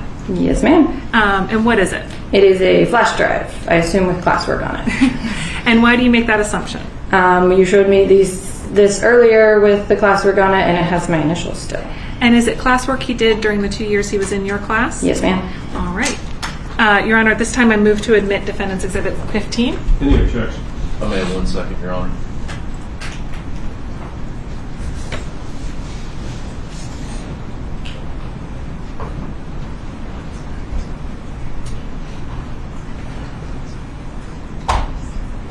There you are. It's loud.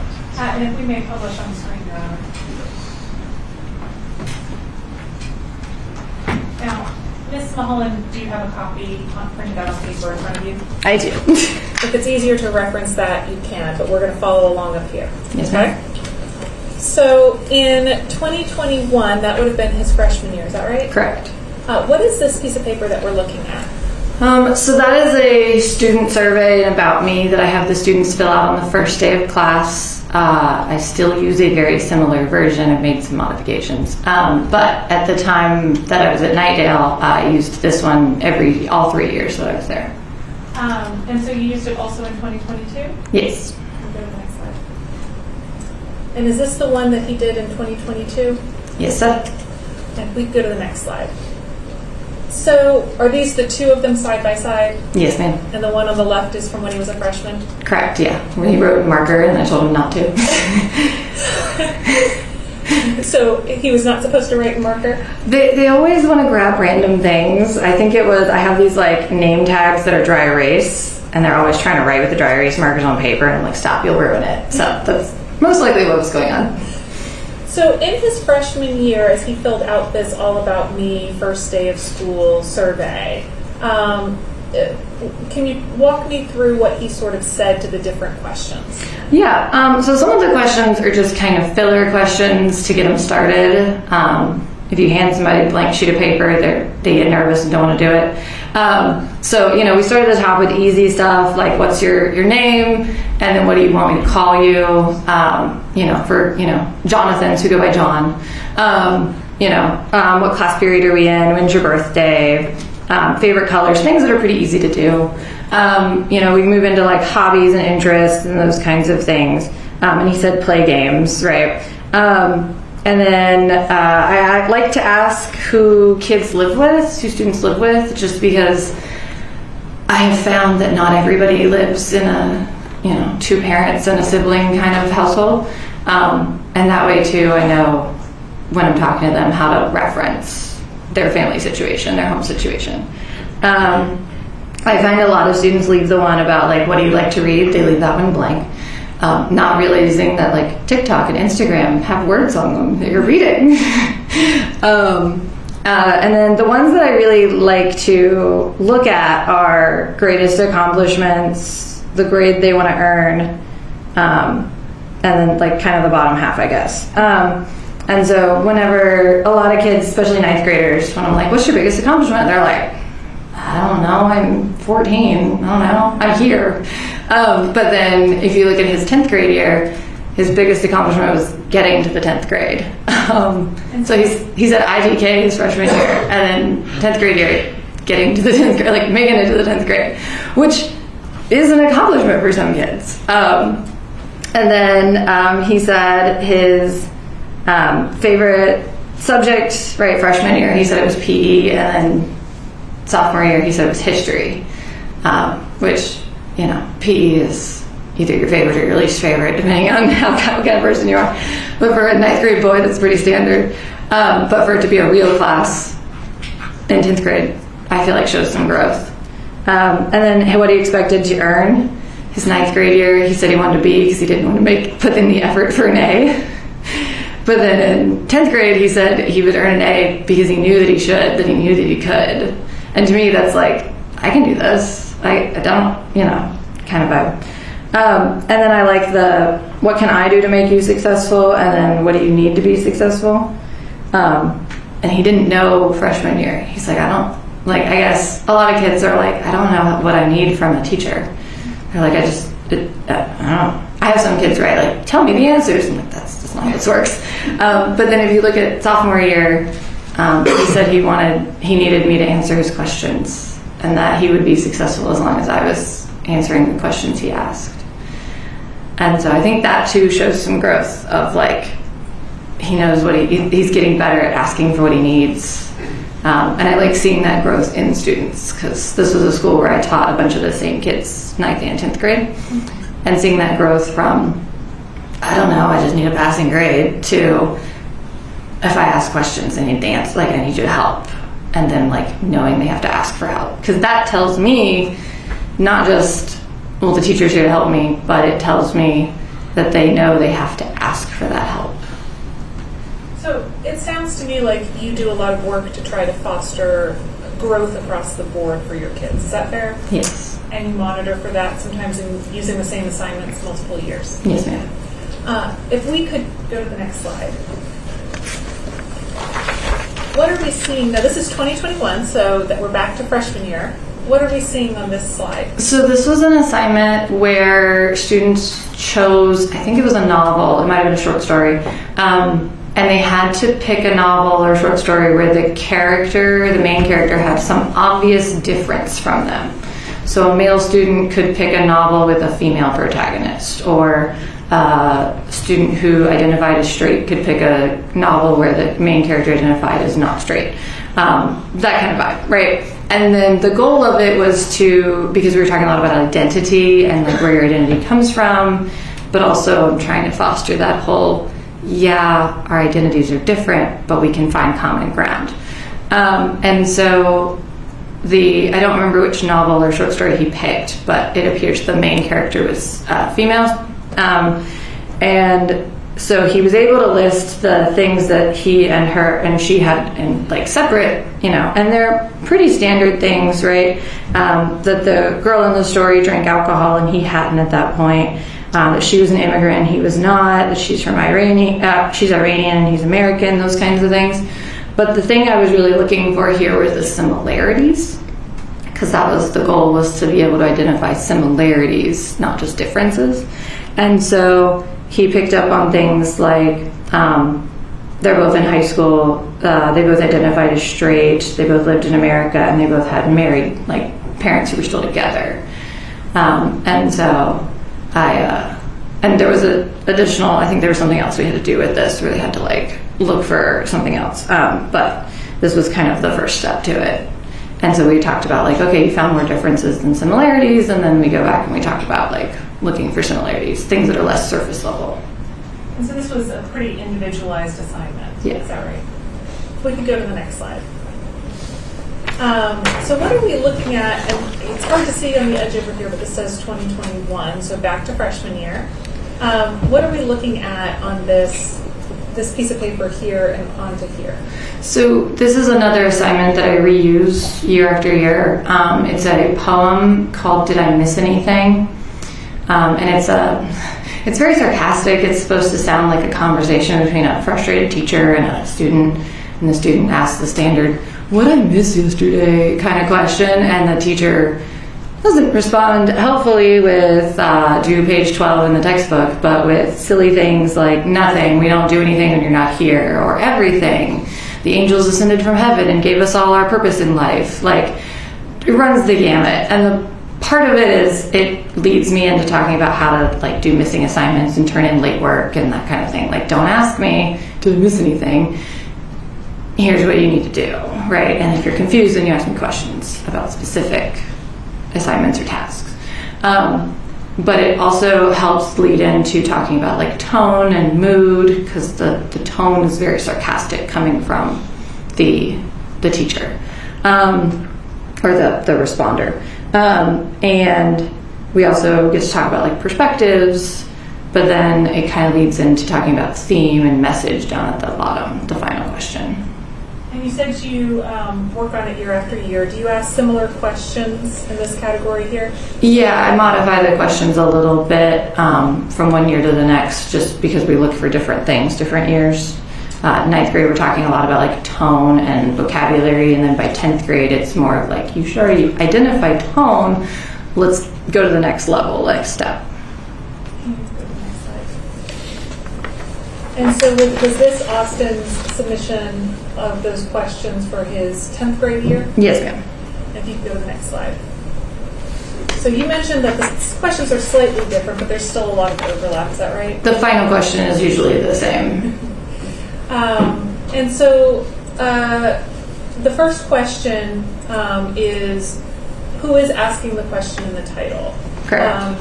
And it's pretty much the same for both years. Is that right? Yeah, that was kind of the gimme one. Can you talk me through his answers from year to year?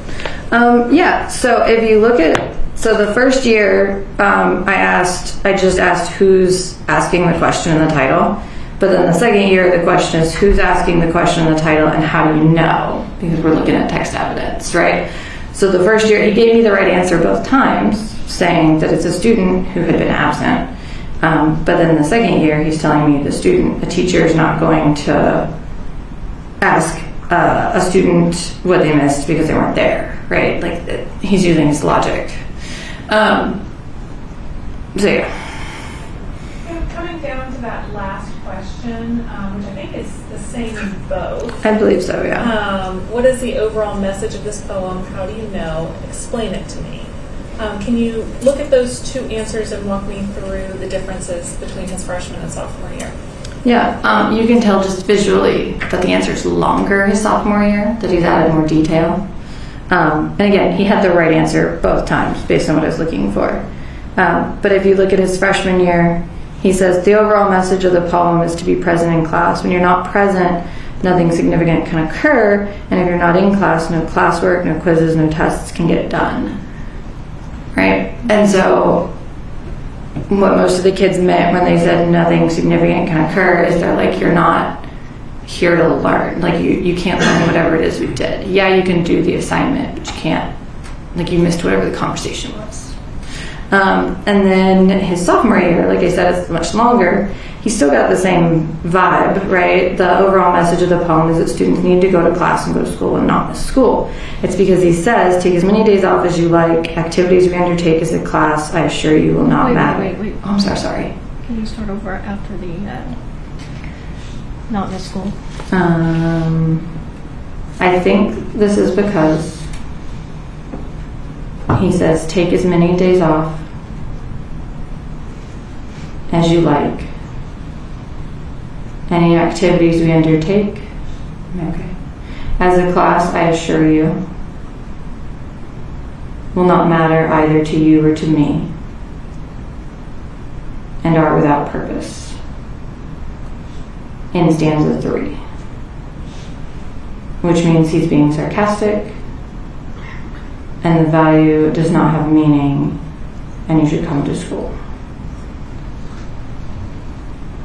So he's getting much better at like using his text evidence. He's getting better at picking up on the tone, telling that it's sarcastic, figuring out that like the important part of school is the conversations and the interactions. And you can go to the next slide. And Ms. Mulholland, did you regularly do sort of prompts where the kids had to make responses every day? Yeah, so we did it on a 2-week rotation. We'd do 2 weeks of journals and 2 weeks of grammar, and the grammar was sentences from their journal responses. And so is this, now the date down here is 2022, so we're into sophomore year. Is this a journal response that Austin did for one of those weeks? Yes. And I want to look specifically at what's here in the purple. Can you tell me, the question here is, what is empathy? And what does it mean to you, and how does someone show empathy to others? Could you read Austin's response? Yes. He said, and I gave them the option to also like look it up. They just had to tell me where they got their definition from. And so he started with, the Google Dictionary definition is the ability to understand and share the feelings of another. I think the reason empathy is the trait for August and September is for people to be more kind to each other. Empathy to me means to be nice to other people and understand their feelings. Someone shows empathy to others by being kind to others. People can also show empathy by not being rude to other people and by making their day better. I'm done. Ms. Mulholland, is that on par with what you would expect from a 10th grade student? It's the first half of it, the dictionary definition and people need to be more kind is pretty standard. But the last line, people show empathy by not being rude and making each other's day better, it's pretty sweet. It's it shows a little bit of that maturity that I've talked about of it's not just be nice, but it's also like, don't actively try to make somebody's day worse. So. It's a little bit of a standout. Yeah.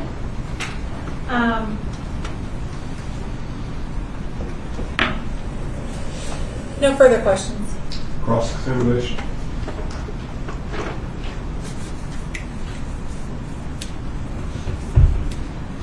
If I may have a second, Your Honor. Yes.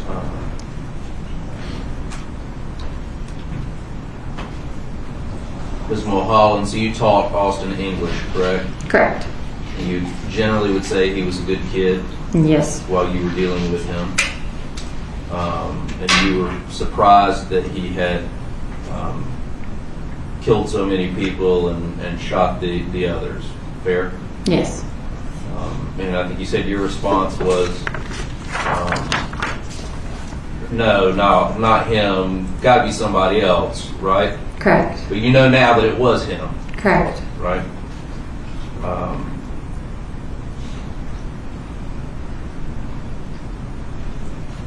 You talked a little bit about the video games in the classroom that the students were taking or would play, and that as long as they got their work done, you didn't really give them a hard time. Is that fair? Correct. And Austin knew that, right? Correct. So Austin got his work done, Mm-hmm. and then would play video games. Yes. Okay. And you didn't look to see what video games they were. Not particularly. Okay.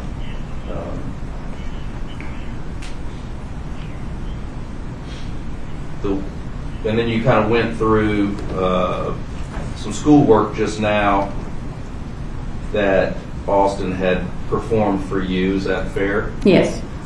And he said that he wanted to get a B because he just didn't want to put the effort in to get an A. Yeah. Okay. And the last, is this, some of this has handwriting on it. Is this typical of Austin's handwriting both years? Yeah. Not the best handwriting? It's not the worst. I can read it. I can read all those words. But yeah, it did look the same both years. He's not writing in calligraphy. No. I mean, it's bad handwriting. It may not be the worst, but it's not clean handwriting. There's a lot of scribbled out words and marks on there. Fair? I like seeing the crossed out words because it shows that they're thinking about what they wrote and they're going back. Didn't ask you that, ma'am. I asked I'm sorry. if there are scribbled out words and if this is not clean handwriting. Yes, there are scribbled out words. Okay. In fact, there may be a misspelled word in there somewhere. Fair? Yeah.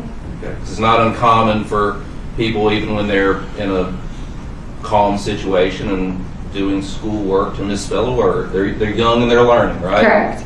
And your job is to correct them and teach them and say, hey, you misspelled this. Especially as an English teacher. Yeah. Right? And one of the things that you all studied, and it's kind of mentioned on that last page of the slide, was Oedipus, correct? Yes.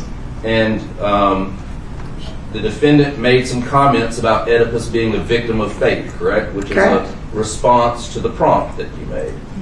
And his response was that Oedipus was a victim of free will because he killed his dad in road rage, which he did not have to do, correct? Yes. And Oedipus took the throne and was king, which he chose, correct? Yep. And Oedipus married his mother, which is what he chose to do, correct? Yep. And Oedipus kept looking out for who the real parents were, Oedipus kept looking for who his real parents are, and he did not have to, correct? Mm-hmm. Oedipus stabbed his eyes out so he would not have to see his parents in the afterlife, which he did not have to do, correct? Mm-hmm. So he's talking about the understanding of what you have to do and what you don't have to do, fair? Mm-hmm. And talking about this concept of free will, is that fair? Yeah. Mm-hmm. And seems to understand the concept pretty well. Yeah. We spent a lot of time talking about it. Right. And so you did a good job teaching that idea, fair? Yeah. All right. And in this regard, he's answering your prompt about someone being as he referred to them, a victim of free will. Is that fair? Yes. Okay. No further questions, Your Honor. Ms. Burnett. No, Your Honor, no further questions. Thank you, ma'am. We'll take a 15-minute recess, then resume in about 20 minutes till the hour. Yes, Your Honor. Superior Court being recessed 15 minutes.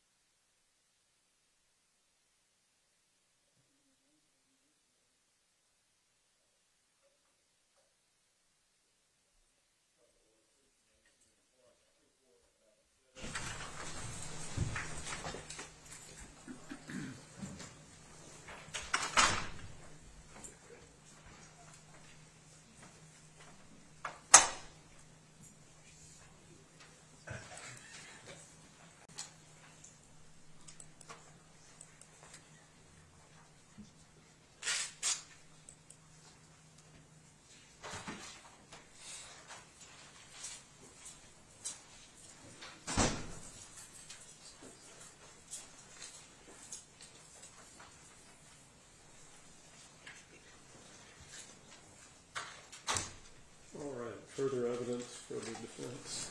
Yes, Your Honor. At this time, we call Ms. Darcy Ross to the stand. What was the name, counsel? Darcy Ross, D-A-R-C-I-E Ross. Good morning, Ms. Darcy Ross. Place your left hand on the Bible, raise your right, face Madam Clerk. You solemnly swear the testimony you give the court will be the truth, the whole truth, and nothing but the truth, so help you God. I do. Thank you. Be seated.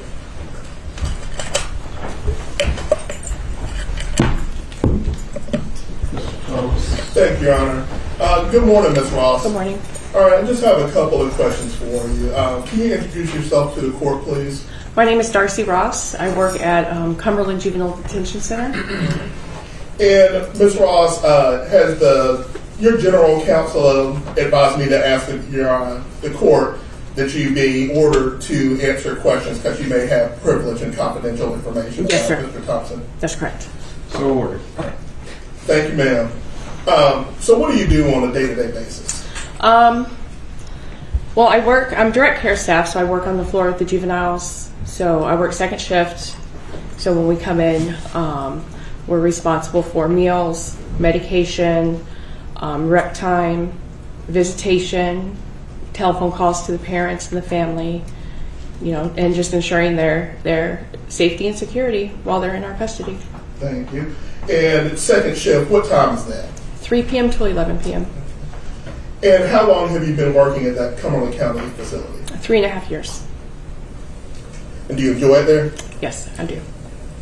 And I know you walked us through your day-to-day tasks that you do. Do you have like a typical schedule that you follow as far as doing those tasks? To the best that we can, but in an environment like that, nothing's going to go the same from day to day. Got it.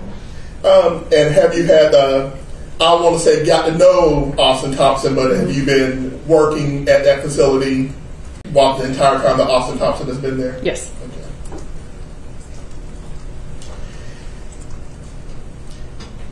And you said, but are you the behavioral specialist at the jail? Yes. And specifically, what does that mean?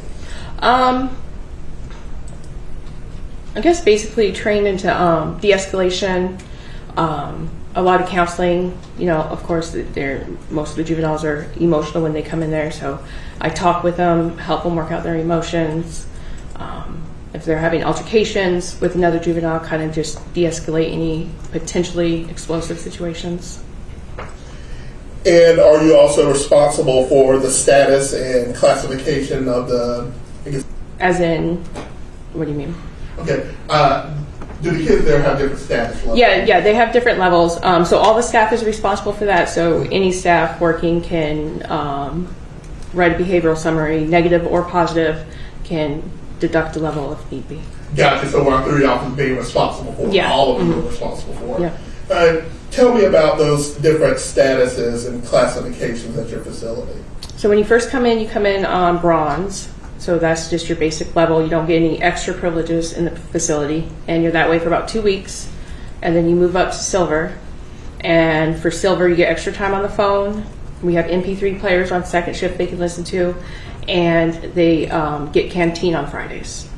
And then you go up to gold. In 3 weeks from that, you go to gold.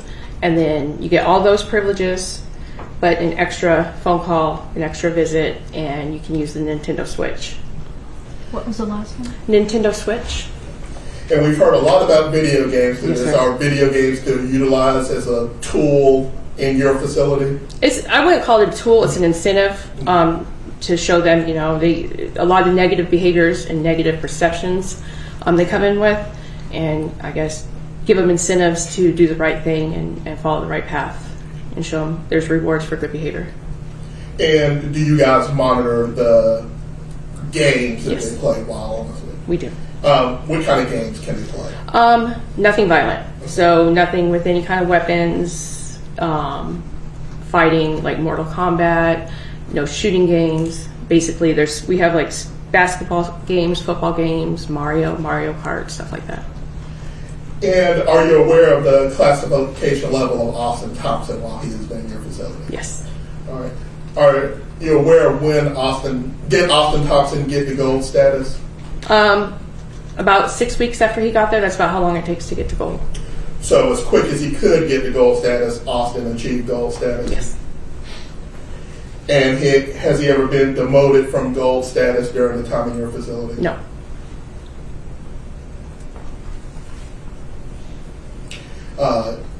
Is keeping that gold status important to a lot of kids in that facility? It is. You get a lot of incentives to stay on gold. And things like fighting or disrespecting or causing any kind of security issues would get a person demoted from that gold status? Basically, any rule infraction can get you taken off gold.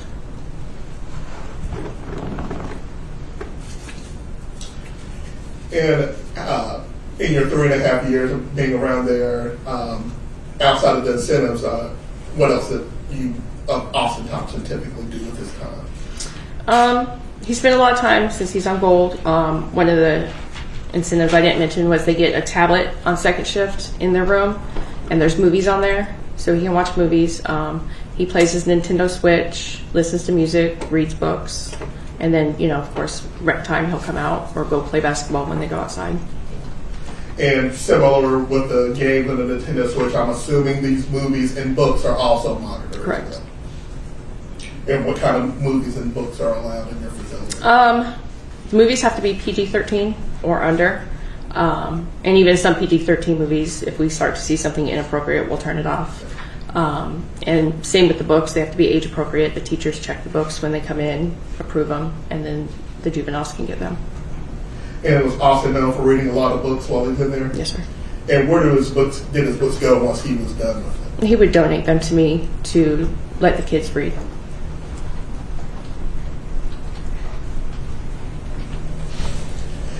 And would you say that, talking about his gold status and his achieving that gold status and staying there, that Austin has been compliant with your facility's instructions and policies during your time there? For the most part.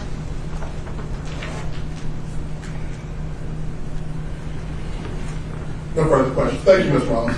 Cross-examination. Very briefly, Your Honor. Ms. Ross, how long are how long are people in your custody supposed to stay at that facility age-wise? When do they age out? So it depends on the circumstances. Juveniles, if they're under 18 and have juvenile charges, until they go to their placement, wherever that might be.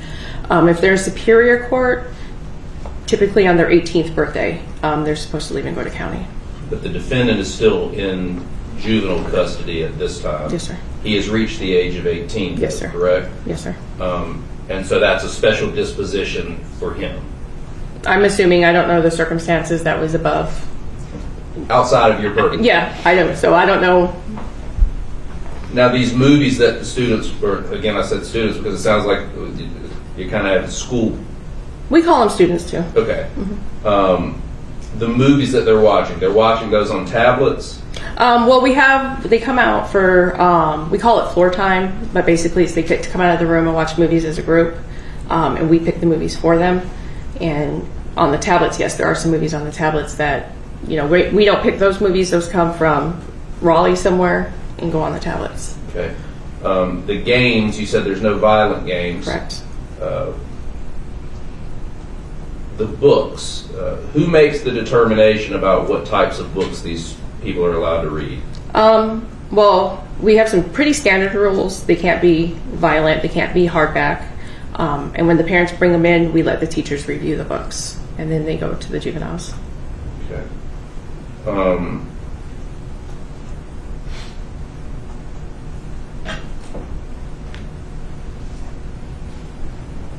Are you familiar with James Patterson? I am. What types of books is he generally writing? I believe he writes action books. There's shooting in them. Serial killers? Mm-hmm. Would you be surprised that those are types of books that a resident at your facility is reading? I would be, but it could happen? Mm-hmm. Okay. Do they also have the ability to sometimes find ways to watch things they're not supposed to watch while they're there? I don't know how they would, because on the tablets there's no internet service, so they can't look anything up. The movies that are on the tablets are pre-picked when they come to our facility or get on the tablets that we have. and then the movie's staff picks. So would it surprise you that Austin recounted an event where the tablets were, quote, jailbroke and they had to be taken away from all of the residents? That was not at our facility. It happened somewhere else. Yeah. So it's but possible. it's possible, yes. Okay. And when that happened, you guys had to take yours away as well, Yeah. right? Everybody across the board took theirs away to put security in place. So you do the best that you can Yes. to monitor what these people are intaking, Yes. but you can't guarantee what Correct. it is, right? Yep. And just like their behavior, you do the Correct. best that you can to monitor their behavior, but they can do things and have interactions with people that you just don't see and wouldn't mark down. Yeah. Right? And if that's happening, then you wouldn't be able to demote someone from this gold standard to some other standard. Correct. Okay. But all in all, what you know about the defendant in this situation, he's been a relatively compliant and unproblematic resident. For the most part. Okay. What's the hesitation? He never crossed the line. Austin did sometimes like to push the line and get there. Tell us about that. Being redirected, sometimes he'd get really upset and he'd mumble under his breath, you know. Can't really hear what he's saying, but we redirect that, you know, hey Austin, don't mumble under your breath, you were told to do something, just do it. Stuff like that. Or playing basketball with the kids, he'd hit one of them in the shins with the basketball, had to be redirected for that. Okay. Instances like that. And so those are things that you remember about Austin. They may not be documented, but you have a specific memory of Austin at least hitting someone in the shins with basketball and pushing the line, if not crossing. A few of those instances are documented. We don't make it a habit of just the first time they do something bad, or even the second time, taking a level they work hard to get there. And it is a therapeutic environment we try to be. So we try to redirect the behavior, and if they're compliant, then yeah, we're not going to just yank everything away from them. But so some of the stuff is documented. Okay. Is there anything else like that you recall about Austin? Just one instance, I can't remember what we were watching. This was maybe a year ago. We were watching a TV show. This is back before we got, you know, the word they can't watch cop shows anymore. It was, I think it's Chicago PD. And the bad guy had the cop at gunpoint and did some ninja move. I don't know. It's silly, but, you know, they're kids. Gets out of it, and when the kids is like, Ms. Ross, could you do that? And I'm like, I sure could. Get away. Don't mess with me. You know. And Austin made the comment, something to the effect, can I be the one to try that? So he wanted to be the one to try the ninja move on you? And that is documented in the behavior summary because it was something I felt was significant. Did he lose a privilege from that? No. I told him that's inappropriate. I don't ever want to hear you talk like that again. If I hear it, you will automatically lose your level. Do you remember when that happened? Not specifically, no. Okay. We've heard some testimony about some statements that the defendant made about being able to hear shooting range from that facility. Is that accurate? Yes, there's a shooting range somewhere behind the facility. And you can't hear those sometimes? Yes. Has he ever said anything to you about that? He just makes comments. Such as? You hear that, all that, I can't even specifically remember, but they'll be on the basketball court and you can hear them shooting and, Ms. Ross, you hear that? And I'm like, yeah, I play basketball. Seem to be interested in that? Yes. Okay. No other questions, Your Honor. Just very briefly, I think Ms. Ross, you had said that it's fair to say that Austin had a sassy mouth. Yes. But even with that, when you redirected him and told him chill out or stop, he was compliant and yes. listened to that and did not go any further. Correct. Nothing further, Your Honor. No other questions. Thank you, ma'am. You may step down.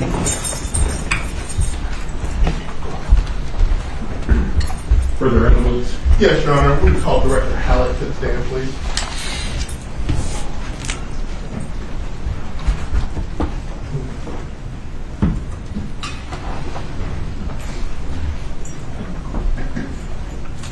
Good morning, Director Hallett.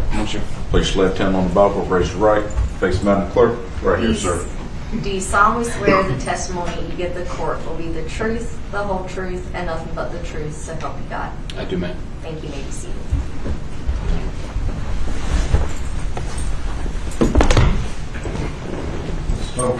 Thank you, Your Honor. Director Hallett, could you introduce yourself to the court, please? Yes, sir. My name is Gene Halleck. I'm the facility director of the Cumberland Juvenile Detention Center in Fayetteville. And, Your Honor, we would, similar order, do you have privileged and confidential information that your general counsel has told you that you need to be ordered in order to testify here today? Yes, sir. Your Honor. So ordered. Yes, sir. Thank you, sir. Director Hallett, what do you do on a day-to-day basis? I've got an administrative role. I oversee staffing operations and making sure that procedures and policies are followed. Make sure we're within compliance. I don't do any direct care supervision of the juveniles. Got it. And so mostly you're hiring and firing employees and going through policies and things of that nature? Yes, sir. Okay. And how long have you been in that position? Going on 21 years.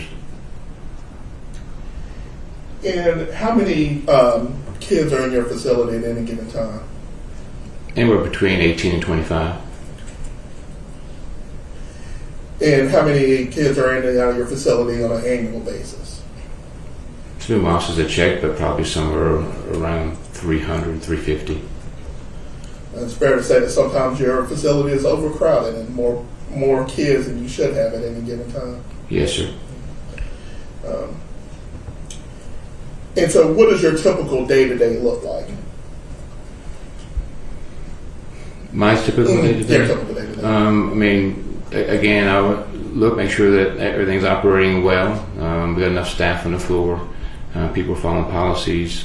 Check in with our nutritional specialists, make sure that our cook is here and things are right in the kitchen. Make sure that our management staff have got enough employees to be able to manage and run the floor. And with that, you don't have much interaction with the kids and students in your facility. So how did you come to be in contact with Mr. Austin Thompson? How did you first get him in your facility? We received Austin straight from the hospital into our facility, and he was housed in a room within probably 8 foot of the nurse's office and within 8 foot of my office. And is that unusual for a person to be housed where Austin was housed initially when he came to your facility? It's not unusual. The room was available, but given his medical situation, we felt that it was best for him to be closer to the nurse's station. And so how long was he in that, I guess, that spot where he was close to your office and to that nurse's facility? Probably 18 months or so. And so for the first 18 months or so, he was in very close proximity to your office? Yes, sir, within 8 foot. And what kind of, I guess, what were the medical concerns that you had for Austin in your facility? Well, he had some serious medical issues when he was at the hospital, and so when he left, it was important for us to have him close to the nurse so we could take care of his medical needs. He had a lot going on with his head injury. And was your facility specifically chosen because of your, I guess, medical care that you guys would be able to provide? That was a decision done by leadership in Raleigh, so I'm not real sure on that, sir. Because typically he might have been held in Wake County, is that fair to say? Yes, sir. But he was transferred and has spent the vast majority of his time since his incident in Cumberland County in your facility. I think, yes, sir. He came straight from the hospital to our facility. And during this time that he was in that close proximity to your office, did you notice any kind of behavioral problems with Austin at that time? No, sir, no.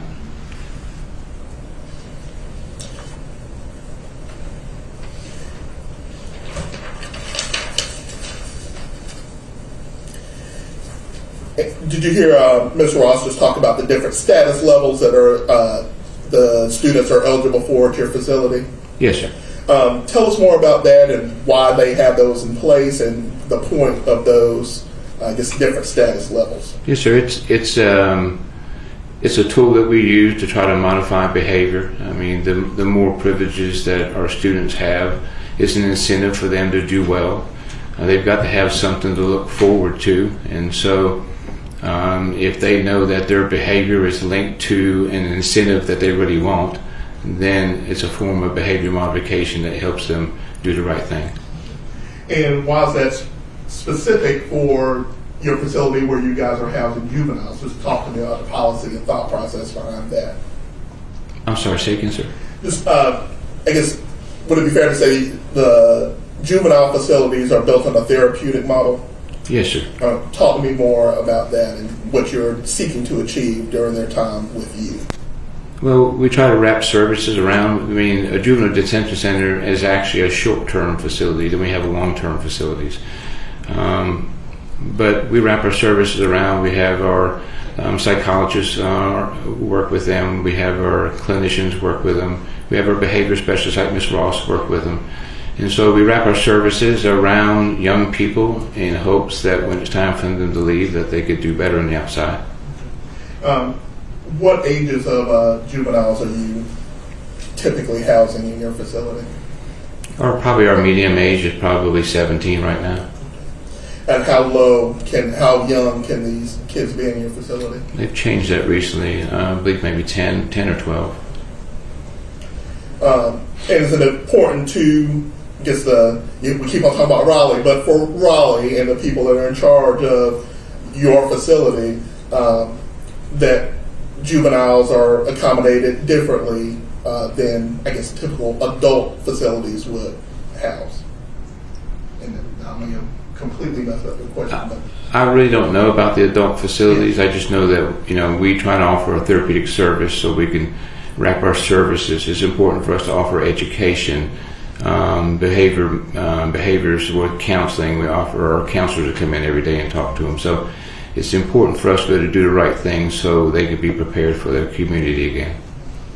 And I know you said you don't interact with the residents on a day-to-day basis. When serious issues occur, do those bubble up to you for you to be aware of those? They would. Okay. And in regards to Austin Thompson, has a serious issue ever bubbled up to you where it caused any kind of concern for your facility in any kind of way? No, sir.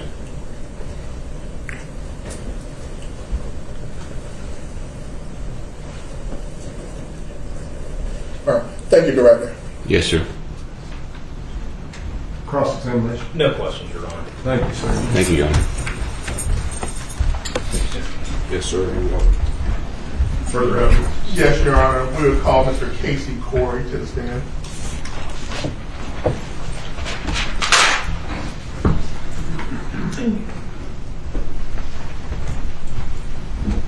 Good afternoon, Mr. Corey. Place your left hand on the Bible, raise your right, face Madam Clerk. Do you solemnly swear the testimony you give the court will be the truth, the whole truth, and nothing but the truth, so help you God? Yes, ma'am. Thank you. You may be seated.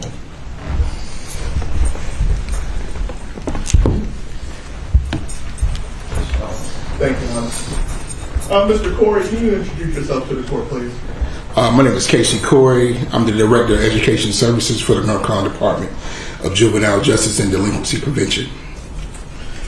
And Mr. Corey, have you been informed by the General Counsel of Juvenile Justice that you would need to be ordered in order to testify about any confidential or privileged information in regards to Austin Thompson? Yes, sir. Your Honor, I would ask that you order Mr. Corey to be in there. Yes, sir. So ordered. Mr. Corey, how long have you been in that position? A little over 2.5 years, sir. And what does that have you doing on a day-to-day basis? So I'm the direct administrator over the 14 facilities for education for the state of North Carolina. We have principals in our youth development centers who provide administrative oversight for education in our regional detention centers. So I also provide oversight for those facilities as well. Any state mandate, federal regulation warranted for any public school unit within the state of North Carolina, I provide that oversight for all of those facilities. And do you know how many students you guys have currently across the state? So currently, right now, we have a little under 500 students in all of our facilities throughout the state. And what is the curriculum like? So it's the standard course of study for the state of North Carolina. We are a local education agency, so all of our facilities have school designation in the state of North Carolina. So I guess if people wanted to kind of diminish the school in there, how does this compare to a quote-unquote regular school?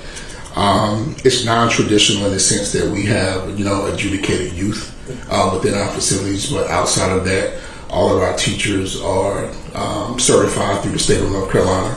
They take licensure exam just like any other student, any other teacher, any other public school in the state. Why is it important for kids to attend school while they're in custody? Well, it's important because, like my colleagues stated, we're a rehabilitative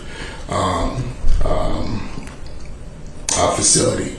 Our goal and our hope is to make sure that kids can be reintegrated back into their local community based on whatever infraction that actually got them to the detention or youth development center. Because you're dealing with a population of what ages are you typically dealing with? So we have as young as 10 all the way up to 18 years of age. We do have special designated facilities for minors under the age of 12 years old. So traditionally in our facilities, we average about 13 to 18 years of age. And how did you come in contact with, are you aware, have you met Austin Thompson prior to today? Only once. Okay. And how did you meet him? At a graduation. Okay. What graduation was it? Tell me about it. His graduation. Okay. He graduated while he was in the, where did he graduate from? Cumberland Youth Academy.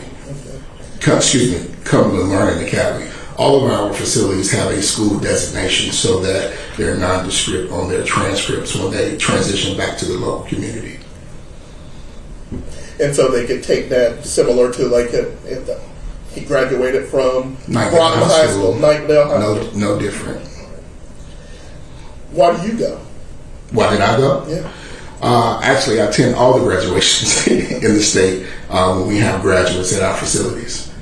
We have several graduations throughout the academic school year. It is a great accomplishment for a juvenile in that particular setting. It's a momentous occasion for their families. So we want to make sure that they have the same due diligence as any regular student, guaranteed in the state of North Carolina. And what does that program typically look like? It is a very traditional graduation ceremony, prompt circumstance, welcome, poem, guest speaker, etc. And how many students were in Austin's graduating class? Just Austin. Who was the speaker for his graduation ceremony? It was a local resident who was a previous adjudicated youth who had come back to be the speaker. And why is that important? It's important so that kids see the progression that you can make, and once you're in that particular setting, that there are opportunities if you take those opportunities in the community for you to be successful. And I know Director Hallett just said he has between 18 and 25 other kids in there at the time. What are the other kids doing while you guys are having this pomp circumstance? So in this particular setting, throughout that programming, kids were almost like the master of ceremonies. So they had different roles and different parts within the program itself. And is it something that you want them to aspire to do? Absolutely. Absolutely. Absolutely. And how do the kids there typically get their schoolwork or typically complete their schoolwork? So we have school educators who are hired by our agency to work with our students. Depending on their length of stay, we transfer students in just like we would enroll a student at any other local school throughout the state. We have access to a SIS system or student information system The most recent system in the state of North Carolina is called Infinite Campus. So we have access to Infinite Campus, and we pull in student records, we request records. We have data managers very similar to the public school structure to provide those resources so that we can adequately assess where the students are to make sure that they're going about the right path, the right trajectory in order to complete their high school requirement. And are you aware of a program called Origin? I am, yes, sir. And what is Origin? Origin is a tablet-based program for incarcerated individuals across the country. Origin is just one tool that we use in order to provide resources for our students. It is not a primary resource, but I would deem it as a secondary resource where students can get career development. We have some of our tablet-based or technology-based applications that are also stored on that device as well. So there's a law library, there are different applications. It is a very, it is not a web-based, it does run by the internet, but it does not have a browser for students to seek any additional information. Yeah. Hey, y'all may I approach? Yes.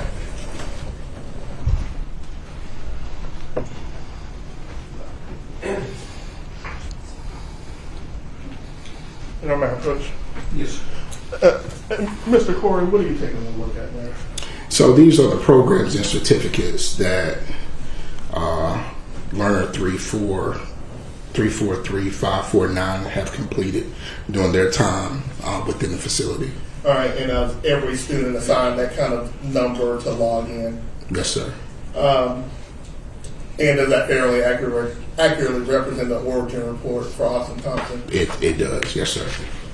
Your Honor, we would ask that exhibit number 17 be Any objection? No objection, Your Honor. And I think you had said it before, but that's not the primary source of education. Those kind of almost look like electives. Not even electives. They would be almost considered like post-secondary coursework.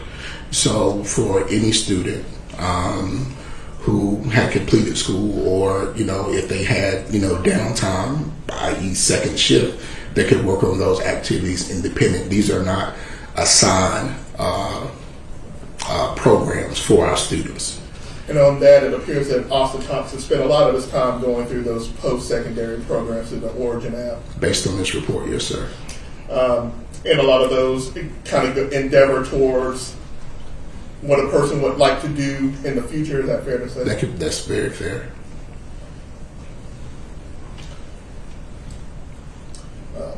And is there anything else you would like to tell the court about your process and your graduation process? It seems like you're very proud of the system and you've been able to put together and administer. Kids go through some very traumatic situations throughout, their young adult lives. So being able to have some wholeness to stability, education can provide that for them within our setting. I attended 7 graduations, within the course of this academic year for 25-26. I'm pretty sure I'll attend about 6 or 7 more in May or June of this spring. So we're very proud of our students who reached that accomplishment. And it's a big deal for every student. Absolutely. That's perfect. Thank you, Mr. Porter. Cross-examination. No, Your Honor. Thank you, sir. And Your Honor, I'll provide you an additional copy of that. There was no exhibit 16, is that correct? It's fine if there isn't. That's what I had. I was questioning if I'll put it in numerical order for the clerk, so I'll adjust whatever number I need to put on it. Whatever. You want to change it to 16? That'd be fine. All right. Yes, So let the record reflect what was identified as exhibit 17 is being changed to exhibit 16. Thank you. I apologize. It's written 16. Okay. Written 16. All right. Is there further evidence for today? No, there is not further evidence for today. All right. So we're going to recess until 9:30 tomorrow morning. There will be further evidence tomorrow morning, and I expect we'll have a full day tomorrow. But we will be in recess for the remainder of today. Council, I have a brief matter to confer with you after we're in recess relating to some exhibits, but otherwise, that's the business for today. Yes, Your Honor, Superior Court be in recess till tomorrow morning, 09:30 hours.